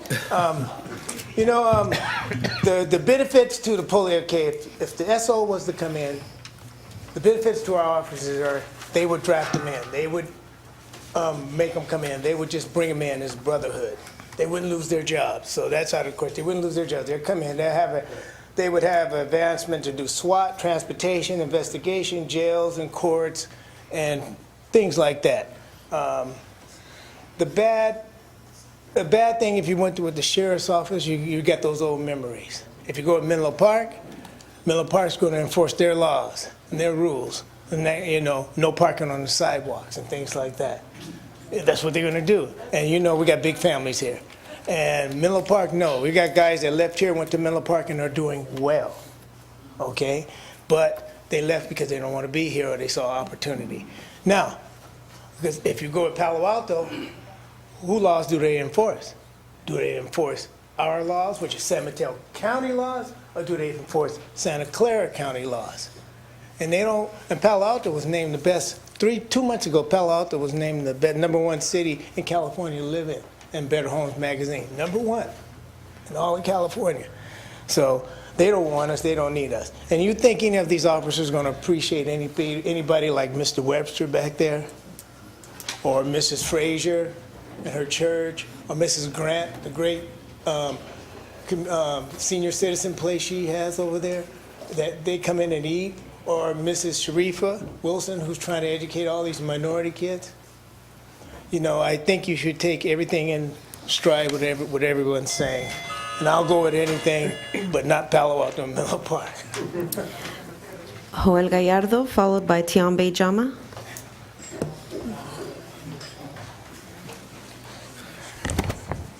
Good evening, everybody. I live in East Palo Alto for a couple of years. I live in 2320 Cooley Avenue. I had a lot of questions in this project. The first question, I don't understand why use this language, because that language is not really clear for the community. The first point. Second point, we don't have the really perfect police department, but I think the community need to work together with the police department and build really, really good police department. So this community support the police department. I represent too many families in East Palo Alto from PIA. So the East Palo Alto community, you can see here, support the police department East Palo Alto. Thank you. Thank you. And Tiambe Jama. I want to get right to the point. The point is that you need to be reminded of what you're here for. You are here to serve, respect, and honor the citizens of this community. If you did so, we wouldn't be talking about this, because you would know that actually our own police department needs to learn that, so you all need training on it. And I want to repeat it, how to serve, respect, and honor the citizens that are here. That's not done, okay? And that's what it's all about. Politically, you know what's happening. The country, all the races have been able to come out of their holes and say all kind of crazy things. So we don't know what they're going to say. I'm going to give you some examples. When the sheriff, I called the sheriff because someone had stolen my purse. I woke up and I saw somebody running out with my purse, right? It was the cleaner who had cleaned my house earlier, right? Okay, so I called. They go out of my house. I'm thinking, I'm asleep, it's in the middle of the night. They're laughing, ha, ha, ha, someone stole their purse. I understood right then and there, from now on, I had no protection. I had to be awake 24/7. I had to protect myself because people did not respect or honor me as a human being, as a black woman. And that's what they do. Okay, the other thing, another Menlo Park policeman said, is this hunk of junk registered? Talking about my car. It's my hunk of junk, and it was registered. Okay, but he could feel like he could disrespect me. Okay, when the sheriff was here, they came right out of here, and there was big dope going on every single day. People was coming over, that was their job. They went on over there, right across the street. This is when the sheriff was here, and it was crazy as Hades. Okay, I don't know what you're doing, but they're not here to protect and serve here. They all need training. Our police people need to be training, because they need to learn how to respect us as citizens. It's racist, and it's crazy, and it's national racist. San Jose police told the kids, who's going to believe you when they harassed them, beat them up, sprayed them for no reason? There was no charge because they weren't doing anything. So you need to, if you're in your position to serve and to honor and serve your citizens, you need to know what's happening. You wouldn't be talking about this. Thank you. Those are all your speakers for this item. Okay, thank you. I do want to just kind of clear a few things up. The council has not taken any action, nor have we made any decision to contract out. That is why we were here tonight. That's why we're discussing this here publicly, because we want to hear from the community. We want to discuss this as a council in public. That's why we are here. And I just want to say that, I appreciate and respect the work of our police officers. I've worked closely with the police department the past, 4 or 5 years that I've been on the council. And as elected officials, from time to time, we are going to be charged with being good stewards of the public's resources, and sometimes we need to look at different options and things like that. So this was brought to our city manager and our staff to bring it forward to the community and discuss it as a community. So that is why we are here. So I really appreciate the community coming out, our officers coming out, but now I think is the time that we can discuss this as a council and decide right here if we want staff to go out and gather information from wherever and bring it back to us, and that is what we're deciding tonight. We're not deciding if we're actually going to do it. We're deciding if we want staff to go out and gather information. That is what we're deciding tonight, just to be clear. And there have been no proposals or bids turned in at all. So I just wanted to make that very clear for everyone here. So council members, how do we want to take this item on? I think we should just discuss it. First of all, through the mayor, Yes. I want to thank the community for being here. When this was broached to me, I feel like it was my fiduciary responsibility to look at our community. We are currently running a deficit of $1 million within our city. So when it was brought to me, I am not in favor of going away from our police department, but I said, why not look at the numbers? I do understand, I've lived here nearly all my life. I understand what the police department brings to us. I do understand the programs, the reentry program, and the more that I've been able to hear this in this process, I do understand even further what our police department means. But again, you elected me to look at everything within the city. So it is our responsibility as council members to look at the broader picture. And again, I appreciate this process. But leading into this, we didn't come in saying we were going to the Sheriff's Department, Menlo Park, or anyone. We were just looking to have the conversation. That's good. That's it. I'll hit my button. Okay, I absolutely appreciate everyone's input. Some very, I highly respect the comments by the speakers.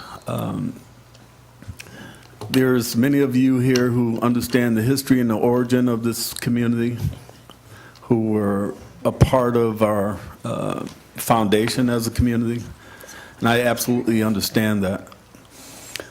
I also understand, like the Vice Mayor said, that we have a responsibility to look to ways to move this community forward when we are struggling with financial deficits. We have to try to find a way to shore up those issues, to address the issues. Now, I am one of those individuals who is in support of finding out if there is a practice out there or cost savings that could be brought back to this community. The city manager really actually, within her power, could have went forward and sought out proposals or more information on her own without even having to come to the council. But I think it's out of respect for the council. I think it's out of respect for this tough conversation that she knew that she wanted to make sure that she had the support of the council before she went forward. Now, I appreciate Michael Francois because he provided some information that many of the speakers didn't bring forward. One, that cities that, like San Carlos or others who have adopted or in a relationship with the county, the first thing they do is they incorporate the officers of that community. And many of the practices of these communities is to make sure that those officers have an opportunity to retain their jobs in the community. Like the Vice Mayor said, we have a $1 million deficit. We spent $1.1 or $1.2 million in overtime costs to our police officers last year. We have 25 sworn officers covering our city, 2.5 miles long and wide. There was a Brown report that came out by the grand jury about 4 years ago that said we were to have 54 sworn officers servicing our community. We're far away from that. Now, for the city manager to not look at ways, cost-saving ways for this community would be a disservice. Now, this is an opportunity to look and to compare, to look at dollars and the impact those dollars might have on our ability to retain and possibly expand our public service, our police service in this community. So, with all that said, I'm totally in favor of the city manager going forward and seeking proposals, with a clear understanding that many of the questions that were raised here tonight around ICE and immigration issues be addressed in those conversations. That the many of the comments that were raised about securing grants, would we have the ability to continue to secure grants? I think those are questions that the city manager would bring forward to anyone that she would talk to, whether it be the county, Menlo Park, Palo Alto. So those are my comments, and I'll leave it to the next council person. Through the mayor. Through the mayor. Oh, yes. I have a speaker who inadvertently put the wrong item number and wanted to speak on this item. Oh, okay. We can go ahead and take them now. Okay. Mr. Bob Gomez. Okay. Bob Gomez, 402 East O'Keefe Street, apartment 12, beautiful East Palo Alto, thank God. That last two sentences are very, very heartwarming to me. Beautiful East Palo Alto, thank God. I really do thank God. Because of the people I know here, the good people I know here, the working people. And not only black Americans, Hispanics, Congons, and everything. We're good people. Sure, we got problems, but who doesn't? Sure, we go around maybe hitting your wife or something, but who doesn't? I grew up in Wisconsin, and I lived 50 miles from Chicago, and another 50 miles from Milwaukee, Wisconsin. You were always hearing news about this and that, about the citizens doing this, killing people, this back and forth. When I first got here, that was the way it was. Now that we're getting better, and we're going to get better, we're not going to go backwards. You want to take our advancement and put them back, put the horse behind the cart? And I just want to make sure that you do not outsource our police department. Most of you know policemen around here, know them by name, or if you don't, you just wave hi. You bring those people out here, you're lucky they don't cut your hand off. Thank you.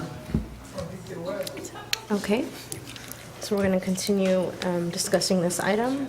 So through the chair, I'm Yes. sorry, were you? Yes, go ahead, Councilmember Abrega. Well, for me, I made it clear from the very beginning that I'm not interested in looking at this issue, and I also feel like, why are we even discussing this? And primarily, now, maybe it was a misunderstanding, maybe there's, whatever it was, I think that our top management did not do a good job in assessing this situation. I'm going to say it again. The fact that the managers talk to council members individually does not mean anything at all. All it means is that, okay, we talk. Even if the majority says something to the effect of whatever, that needs to come before the entire council as soon as possible, so that there's an opportunity for the full council and the community to discuss. Now, especially something like police services. It's really beyond me that we're even discussing this now, because, you know, if we're talking about saving money, for example, okay, we're leading into the budget process. The staff is working on giving us a full report on that. You know, that's the time when we can look at anything and everything. But to just single-handedly sort of target the police department, again, I think many people have said it, you know, much better than I'm saying it, that it's kind of like money is not everything. The relationship and the trust that has been built over the years has not been easy, and it's always very fragile, in my opinion, because the police have the authority, they have the guns, and if there's no understanding with the community, that's where the source of all the problems are, in my opinion, because we could be a very poor community, we are in certain ways, but if we have a good relationship with the police, then the money doesn't really matter. And so, you know, to talk everything about just money, money, money, okay, I'm ready to talk money. I've been asking for those questions too. Let's find out all the funds, all the money. We have to make hard choices, but let's not do it this way, because it does have the perception, again, however this ended up where it is, I'm still trying to understand it myself. However it happened that it got here, we need to step back and, you know, have another look and really assess the situation.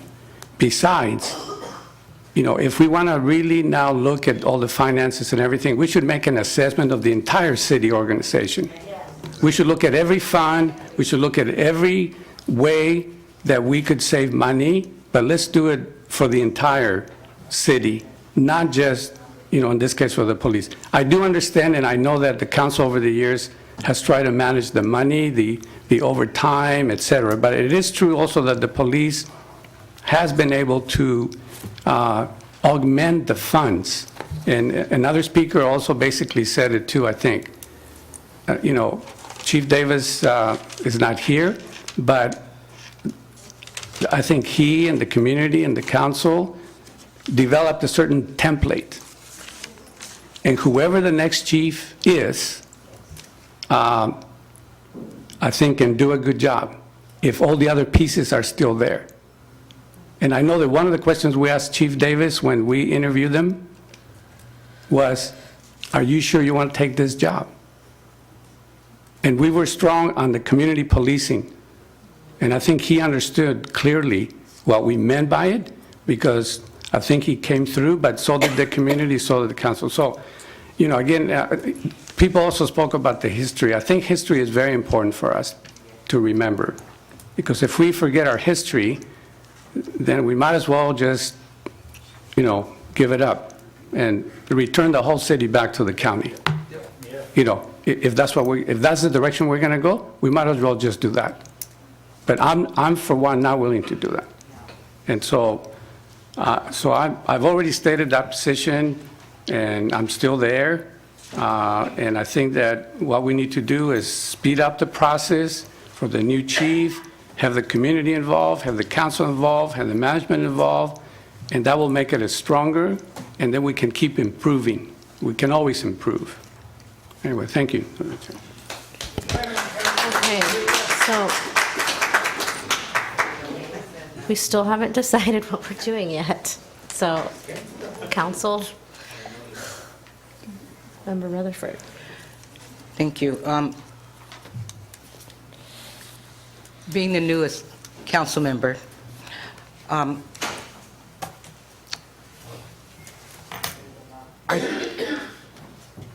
I want to say this in a tactful manner, because I know that some information's, you know, given to me, and I think I didn't bring this conversation up. However, I know that this community is very much concerned with safety, and it's always been an issue with not having enough, police in the community, and police that do have a sense of respect for the community. And I do have to take a look at the big picture.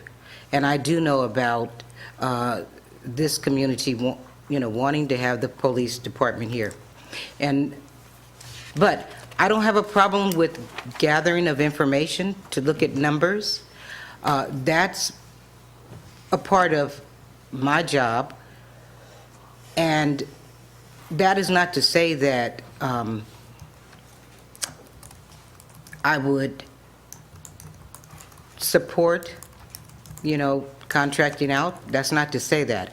I'm interested in gathering information and looking at the numbers.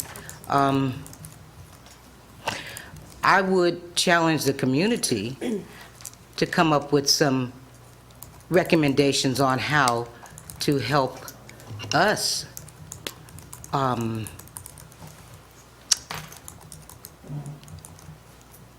bring the deficit under control. What would you have us do?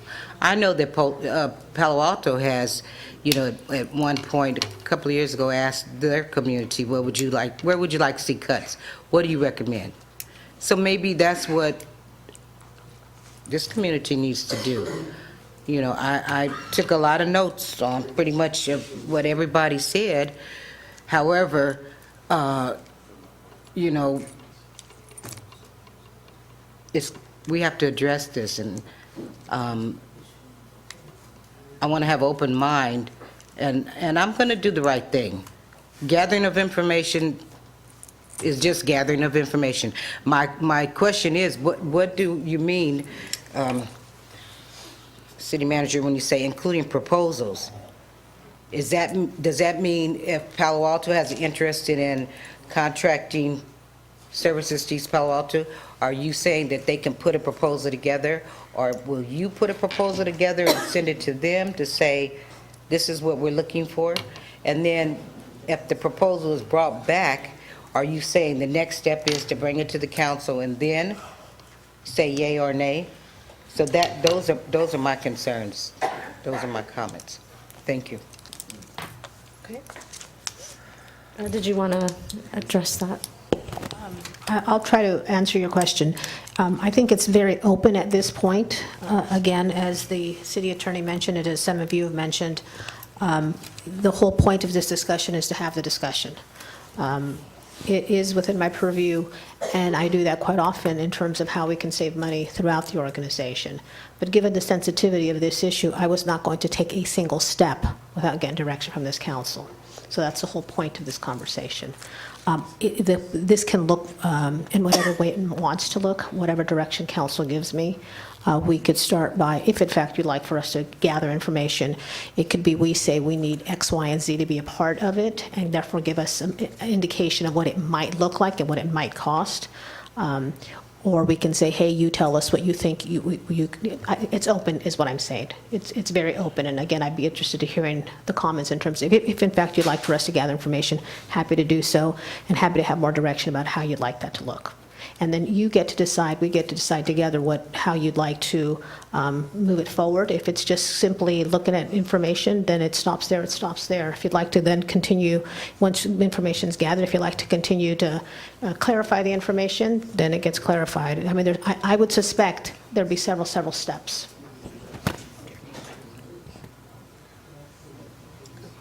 Okay. I have a question about the deficit. So I guess that's one of my concerns. If the city manager keeps saying, yeah, we know we're in a deficit, but then why not study the deficit itself? Why not study the deficit itself, and let's put all the numbers out there and even start doing it sooner than the budget process? I agree. I think, we need to look at that. But this whole process, beginning with the sudden departure of Davis, the appointment of Rocha, the sudden departure of Rocha, the appointment of a new interim, this whole thing about the sheriffs, this continues to, I think, erode the psychological security of the people, because it's all like stabilizing. What the heck's going on here? And so if we're talking money, that's why I keep saying, if we're talking money, well then, you know, I'm all for that. I'm willing to come to special meetings, whatever. Let's look at all the deficit and all of that, and let's study it as a council, as a staff, as a community. But this kind of direction is what really is bothering me, because once we start going that way, then it's like that's all we're looking at. And to me, that's even a diversion. There are a lot of other very important issues to deal with, and all of a sudden we're all cut up over here. Well, yeah, if the deficit is a problem, then let's look at the deficit and let's study it. And besides, you know, although I know it's supposed to be neutral, but every time a person from the staff talks about this, they only seem to point out all the good things that could come, all the money that could be saved, all the things that would happen. They never mention any of the other things that the community was mentioning. So even that, you know, let's be real about the analysis of this situation and not make it all one-sided. You know, if it wasn't for the community, then all we read is just basically, yeah, how great it would be, because it's happened in San Carlos and Half Moon Bay and, you know, everywhere else. So like, why are we behind the curve? We're not behind. In some ways, we're actually ahead of the curve. And that's the concern that I have, that, you know, I'm not being contrarian in that sense. I'm not just saying, I really am serious that, you know, let's look at the deficit, but let's do it in a broader way. And besides, right now, whatever direction we give, if we give that direction, it's still kind of out there, like, well, what are you looking for exactly? Well, we just want information here, you know, there's tons of information. I mean, there's ways to analyze the information. There's all kinds of things that it just creates a distraction in my mind. And I think still we could accomplish our job as stewards financially of the city's money, but do it in the big context with all the funds everywhere. And we can reorganize our city if we need to. But let's not just kind of take off, you know, and do that. So I'd like to just go ahead and share some comments. Me personally, I'm not interested in losing our own police department. I'm not interested in doing that, but if, you know, the interest of the council is to gather information, I guess I would be okay with that. But again, I'm not interested in losing our police department. As far as timing and things, I know that there have been a lot of accusations of wrongdoing of staff or certain council members. And as far as timing, it wouldn't have been best to put this off closer to the budget process in the spring. I mean, we may have already had a police chief by then. Why would we bring this up after we hire a police chief? So it's important that it has come to us now so that we can have a discussion about it and bring it to the public and discuss it in open session so that we don't have to hear rumors or whatever. But again, I'm not interested in losing our own police department. But if the rest of the council wants to just gather information, I guess I would be okay with that. Through the mayor. Through the mayor. So at this point, if we're not in favor of moving forward, it doesn't make sense to waste the staff's time. And it would be interesting to hear from the other council members, but in hearing from the community and just knowing what I know, I would not be interested at this time in even moving forward and wasting staff's time to look any further.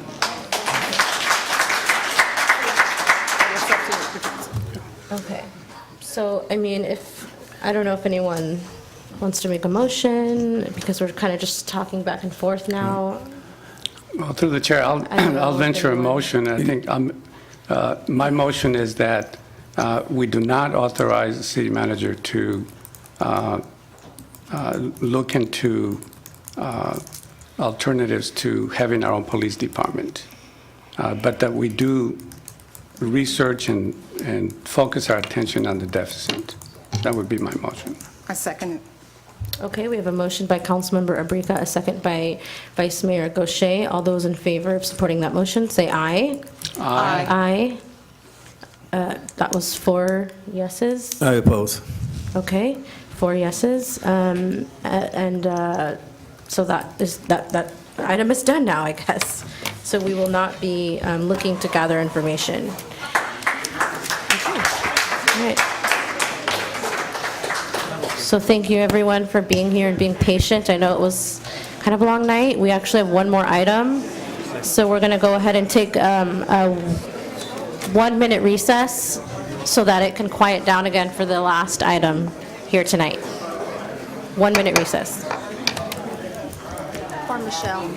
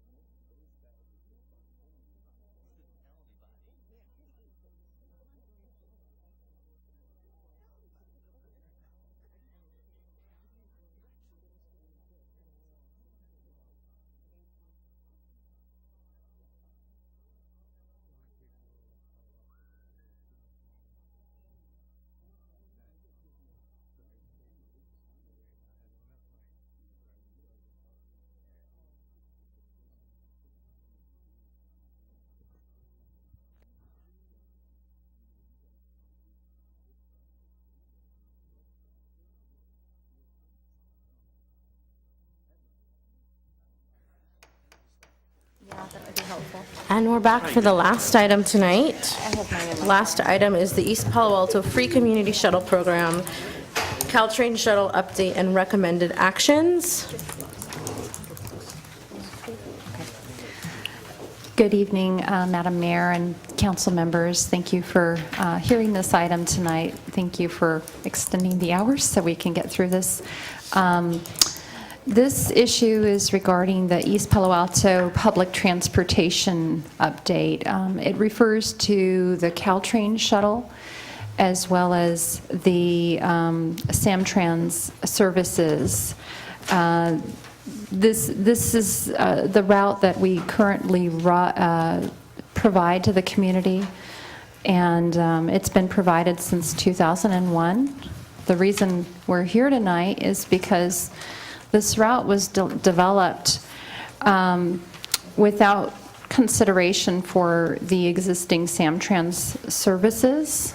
This is a map of the services that Samtrans provides, and we were recently informed that Samtrans Route 280 was being eliminated or recommended for elimination, and that was because it overlaps with partially because it overlaps with our shuttle program. And so our shuttle program this is kind of a messy map, I'm sorry it's not clear, but partially because it overlaps the 280 and the riders were shifting from the for-fee service of the Samtrans 280 over to the free shuttle program, essentially. And so Samtrans recommended the elimination of the Route 280 to provide for efficiencies. So what that means, because these two routes overlap significantly, is that the city's gone through and requested that Samtrans not eliminate the bus, because it's a very important service to 15,000 residents a month. And those residents cannot be accommodated on the Caltrain shuttle. It's at maximum capacity during the peak commute hours. And so the city manager did request Samtrans to postpone the elimination of the 280 until we could discuss this issue further with the council. So they did postpone the elimination of the 280 indefinitely because they don't want to jeopardize our community services. But at the same time, that makes us ineligible for grant funding because our shuttle route overlaps an existing Samtrans bus service, and it is essentially pilfering from their same base of ridership. And so due to that, inefficient use of public money, the city would be responsible for the full costs of the entirety of the shuttle program, which is 2 shuttle routes, one running during peak commute hours and one running all day from 5:44 in the morning until 8 o'clock at night. So we have been working with Samtrans to try to figure out how to resolve this situation.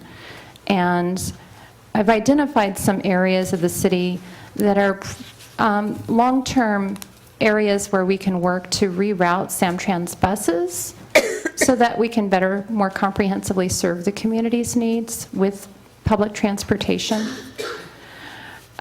This is going to take years. It's not that Samtrans can just change their routes overnight. So what we're looking at is this area here in blue that isn't served by the Samtrans bus routes. The closest route in some areas in this segment are a mile away from a bus stop. And for that reason, the Public Works and Transportation Commission heard this item and recommended that we try to modify the route so that it covers this area, because they're currently not served by the public transportation network that Samtrans is providing. All the other areas have transportation stops within half a mile of a shuttle stop, of a bus stop, except for that area that's shaded there in aqua. So I went through and created a route that would provide that service, and this is really just a modification of our existing route. It's significantly reduced because this is the only area that doesn't overlap with the Samtrans bus route. And we would call this the new Caltrain route. Our current service provider is Parking Company of America. They've been providing service for the Caltrain shuttle, which was ran by the JPB, the Joint Powers Board, since 2001. And they've also been providing our shuttle service since 2004 when we started our programs. That shuttle contract has not been modified since 2001. Hasn't gone out for a bid. So it's outdated, and it's been on a month-to-month service since September of 2013. And this RFP really does need to be updated. In order for us to be prepared for that update, we would need to put a request for proposals out by April. But we've also been looking at other options, because managing one shuttle route takes the same amount of staff time as managing 4. And so we're looking for efficiencies of scale.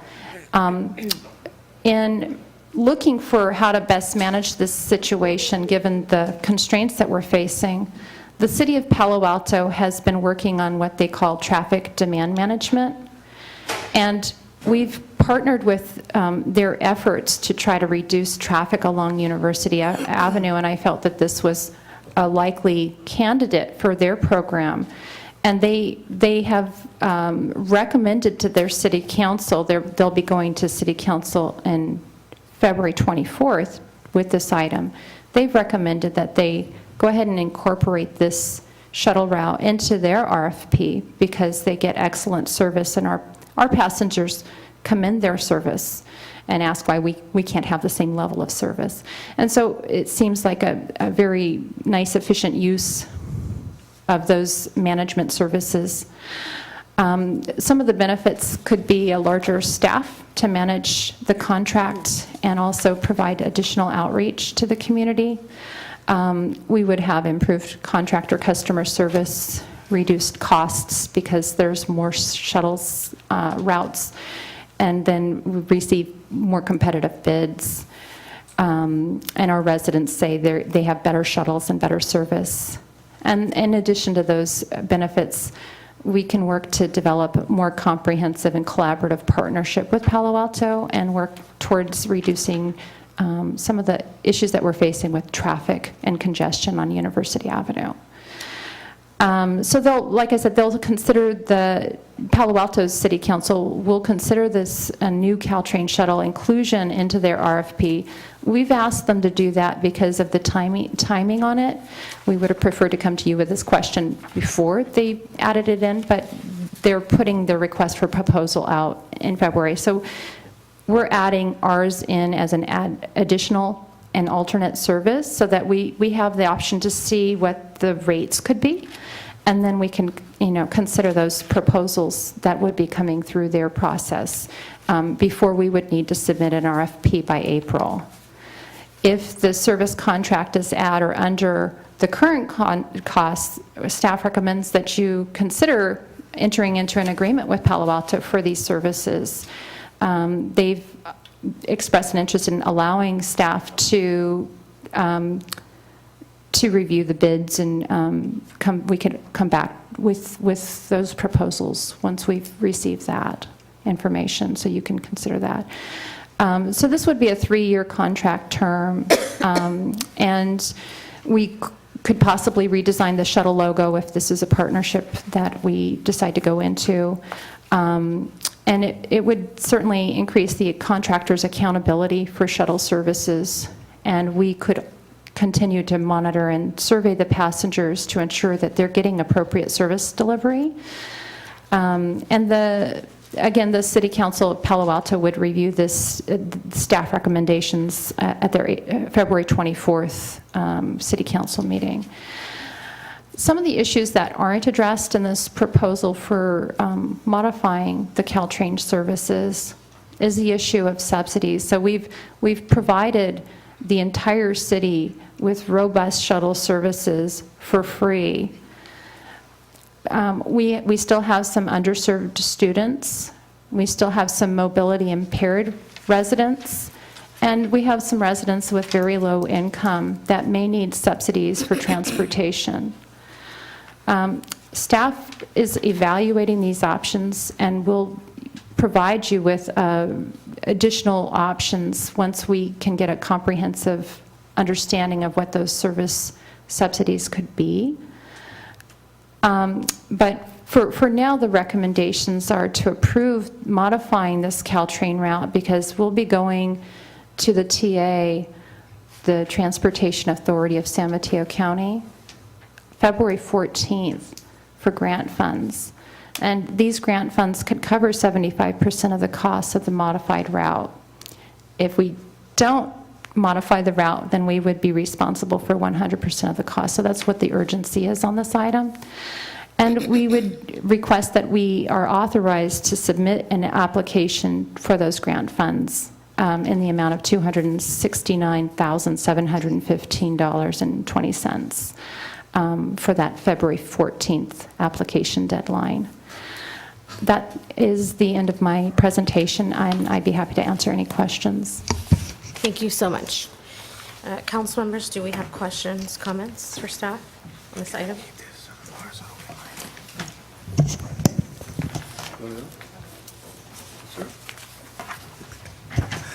Thank you, Mayor Martinez. First of all, I just want to thank staff for pulling together this report and offering us an opportunity to approve this resolution. I think it's important for us to be timely on this grant application and don't miss, I think we can't miss this opportunity. I like the idea that you've taken the time to kind of redesign the shuttle routes to make sure that our residents on the west end of the community are served and prioritized. I think this is a great opportunity for us to, knowing that we're going down this road anyway, that we give it our approval so that we don't miss the deadline or partnership opportunities that are coming up in February. I do want to also suggest that we maybe do a better job of getting the word out about the changes in bus schedules and transportation opportunities, because we have to be very cognizant of the fact that the lifeline for employment for many of our residents is on that El Camino corridor. and anything that disrupts their ability to get there. I think they have to have enough warning for planning purposes as possible. I think we need to expand our reach in terms of how we network and get the word out. Don't just limit ourselves to the website, but to be very committed to reaching to the faith community and reaching into our nonprofit organizations so that this doesn't hit them by surprise.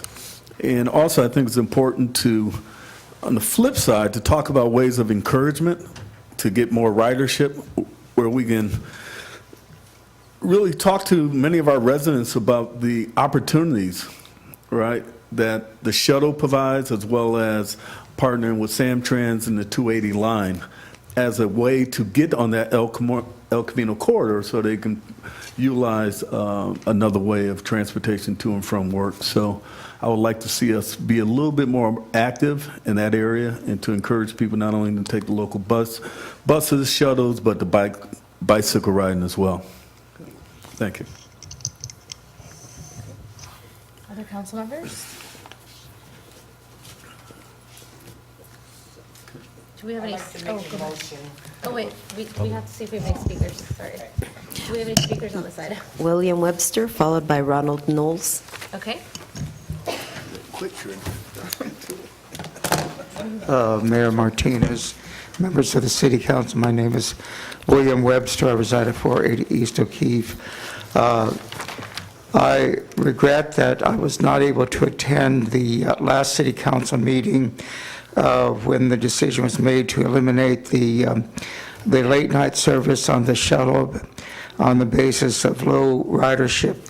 I would have brought up the issue of the importance of safety, because unfortunately it is a fact that for many of the citizens, of residents of this community, having to walk several blocks in the evening, as your job may demand, can be a perilous enterprise, and I can speak from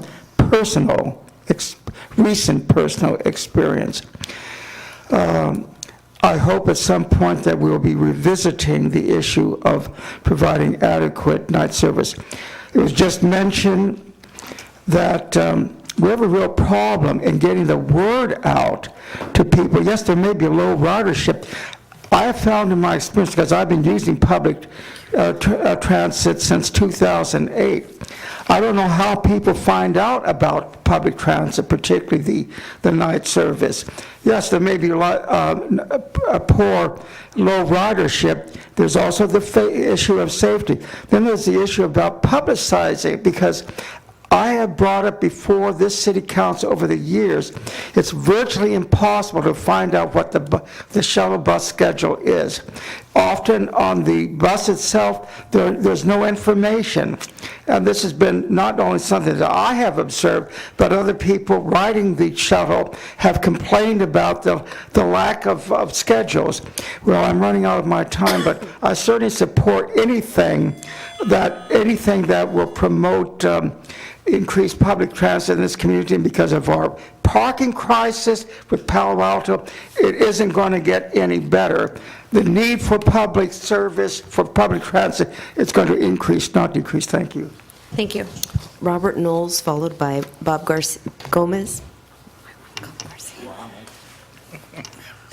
Well, I was going to say good evening, but hello, Honorable Mayor Martinez and the East Palo Alto City Council members. My name is Ronald Knowles. I live at 2301 Cooley Avenue in the city of East Palo Alto, and I've lived here 64 years. I come to represent and support our seniors as far as the shuttle. The shuttle is an outlet for our seniors to gather and talk and to get to different places such as grocery stores, drug stores, and sometimes doctor's appointments. They also concerned that there was no notice that they received about the changes in the shuttle.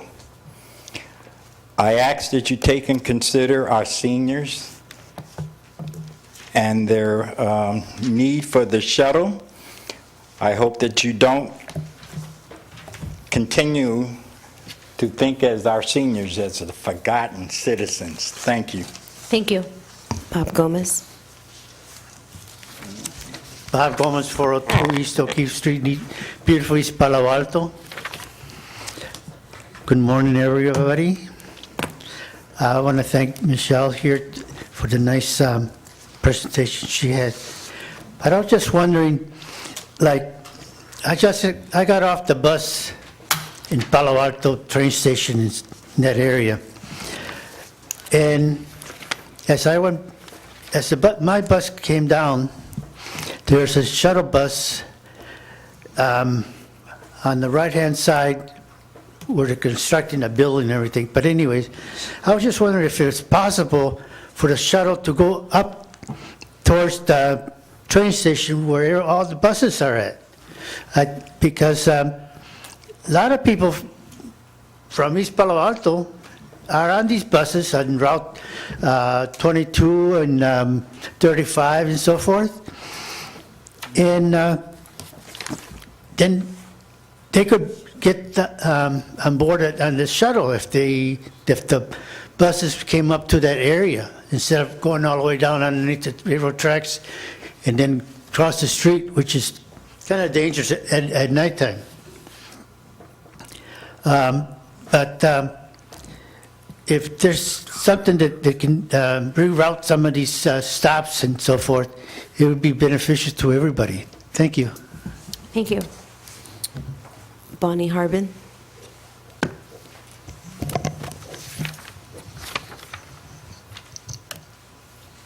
Good evening. I reside at the Runnymede Garden Apartments for seniors, and it's the shuttle plays a big part in our lives. It leaves at 11. A lot of people don't wake up till 10 because they're all like 65 older. And most of us go to the grocery store. We go to the pharmacy because sometimes our family can't take us, and they're mostly working during the day. I had a petition, and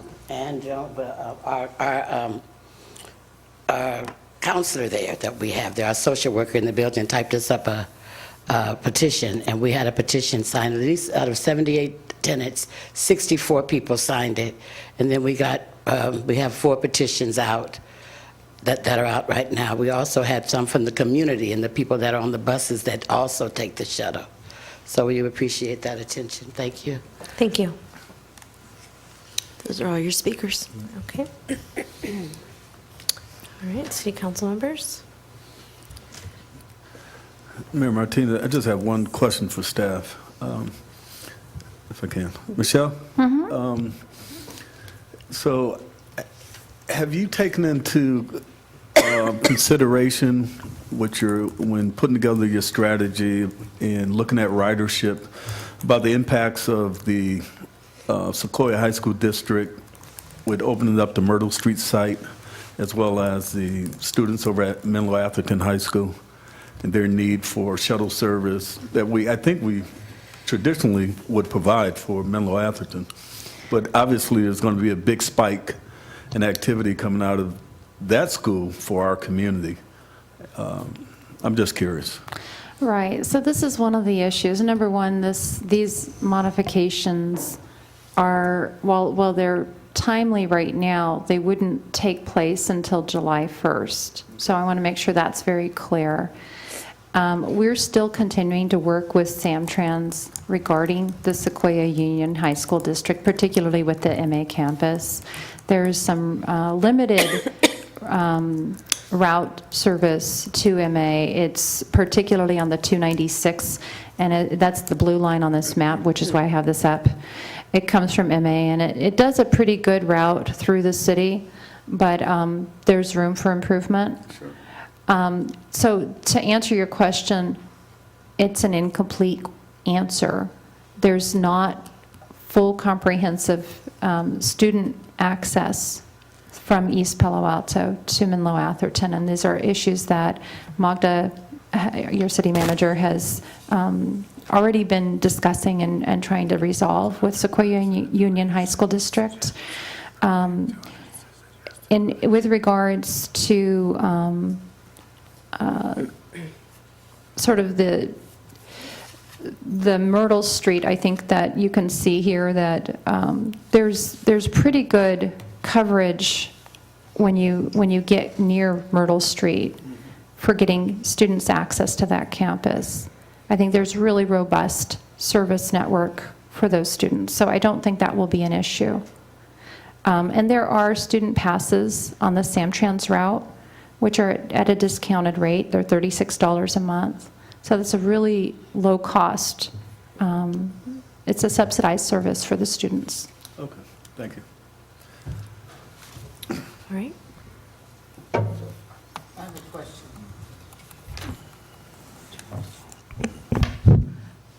You're on. So I won't have a conflict of interest if I participate in this, because I do live on Myrtle. I'm not getting any monetary gain from it, so I just want to disclose that. No, there wouldn't be a conflict of interest, one, because it's open generally to every member of the public, so. Thank you.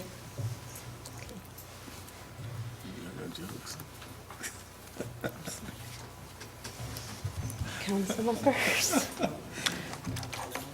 What would Excuse you me, I have guys just like one to more do? question. So is there also a subsidized for the seniors? I know we were hearing from the seniors and how this will affect the seniors. So I did develop a chart, and I can actually provide that at another time. Unfortunately, I didn't think I'd have time to get into those details in this meeting, but we can provide that at a later city council meeting if you prefer. There are subsidies from Samtrans for the seniors.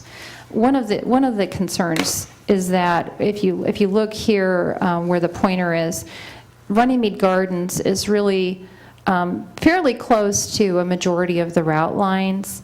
One of the things is that it's not at their doorstep. And if we have mobility impaired seniors, there's a program called Ready Wheels, which does door-to-door service.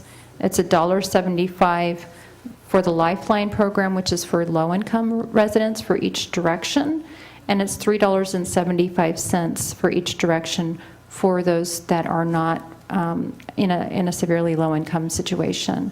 So there are opportunities that we can address on the subsidy end, and I think that that's a really important discussion.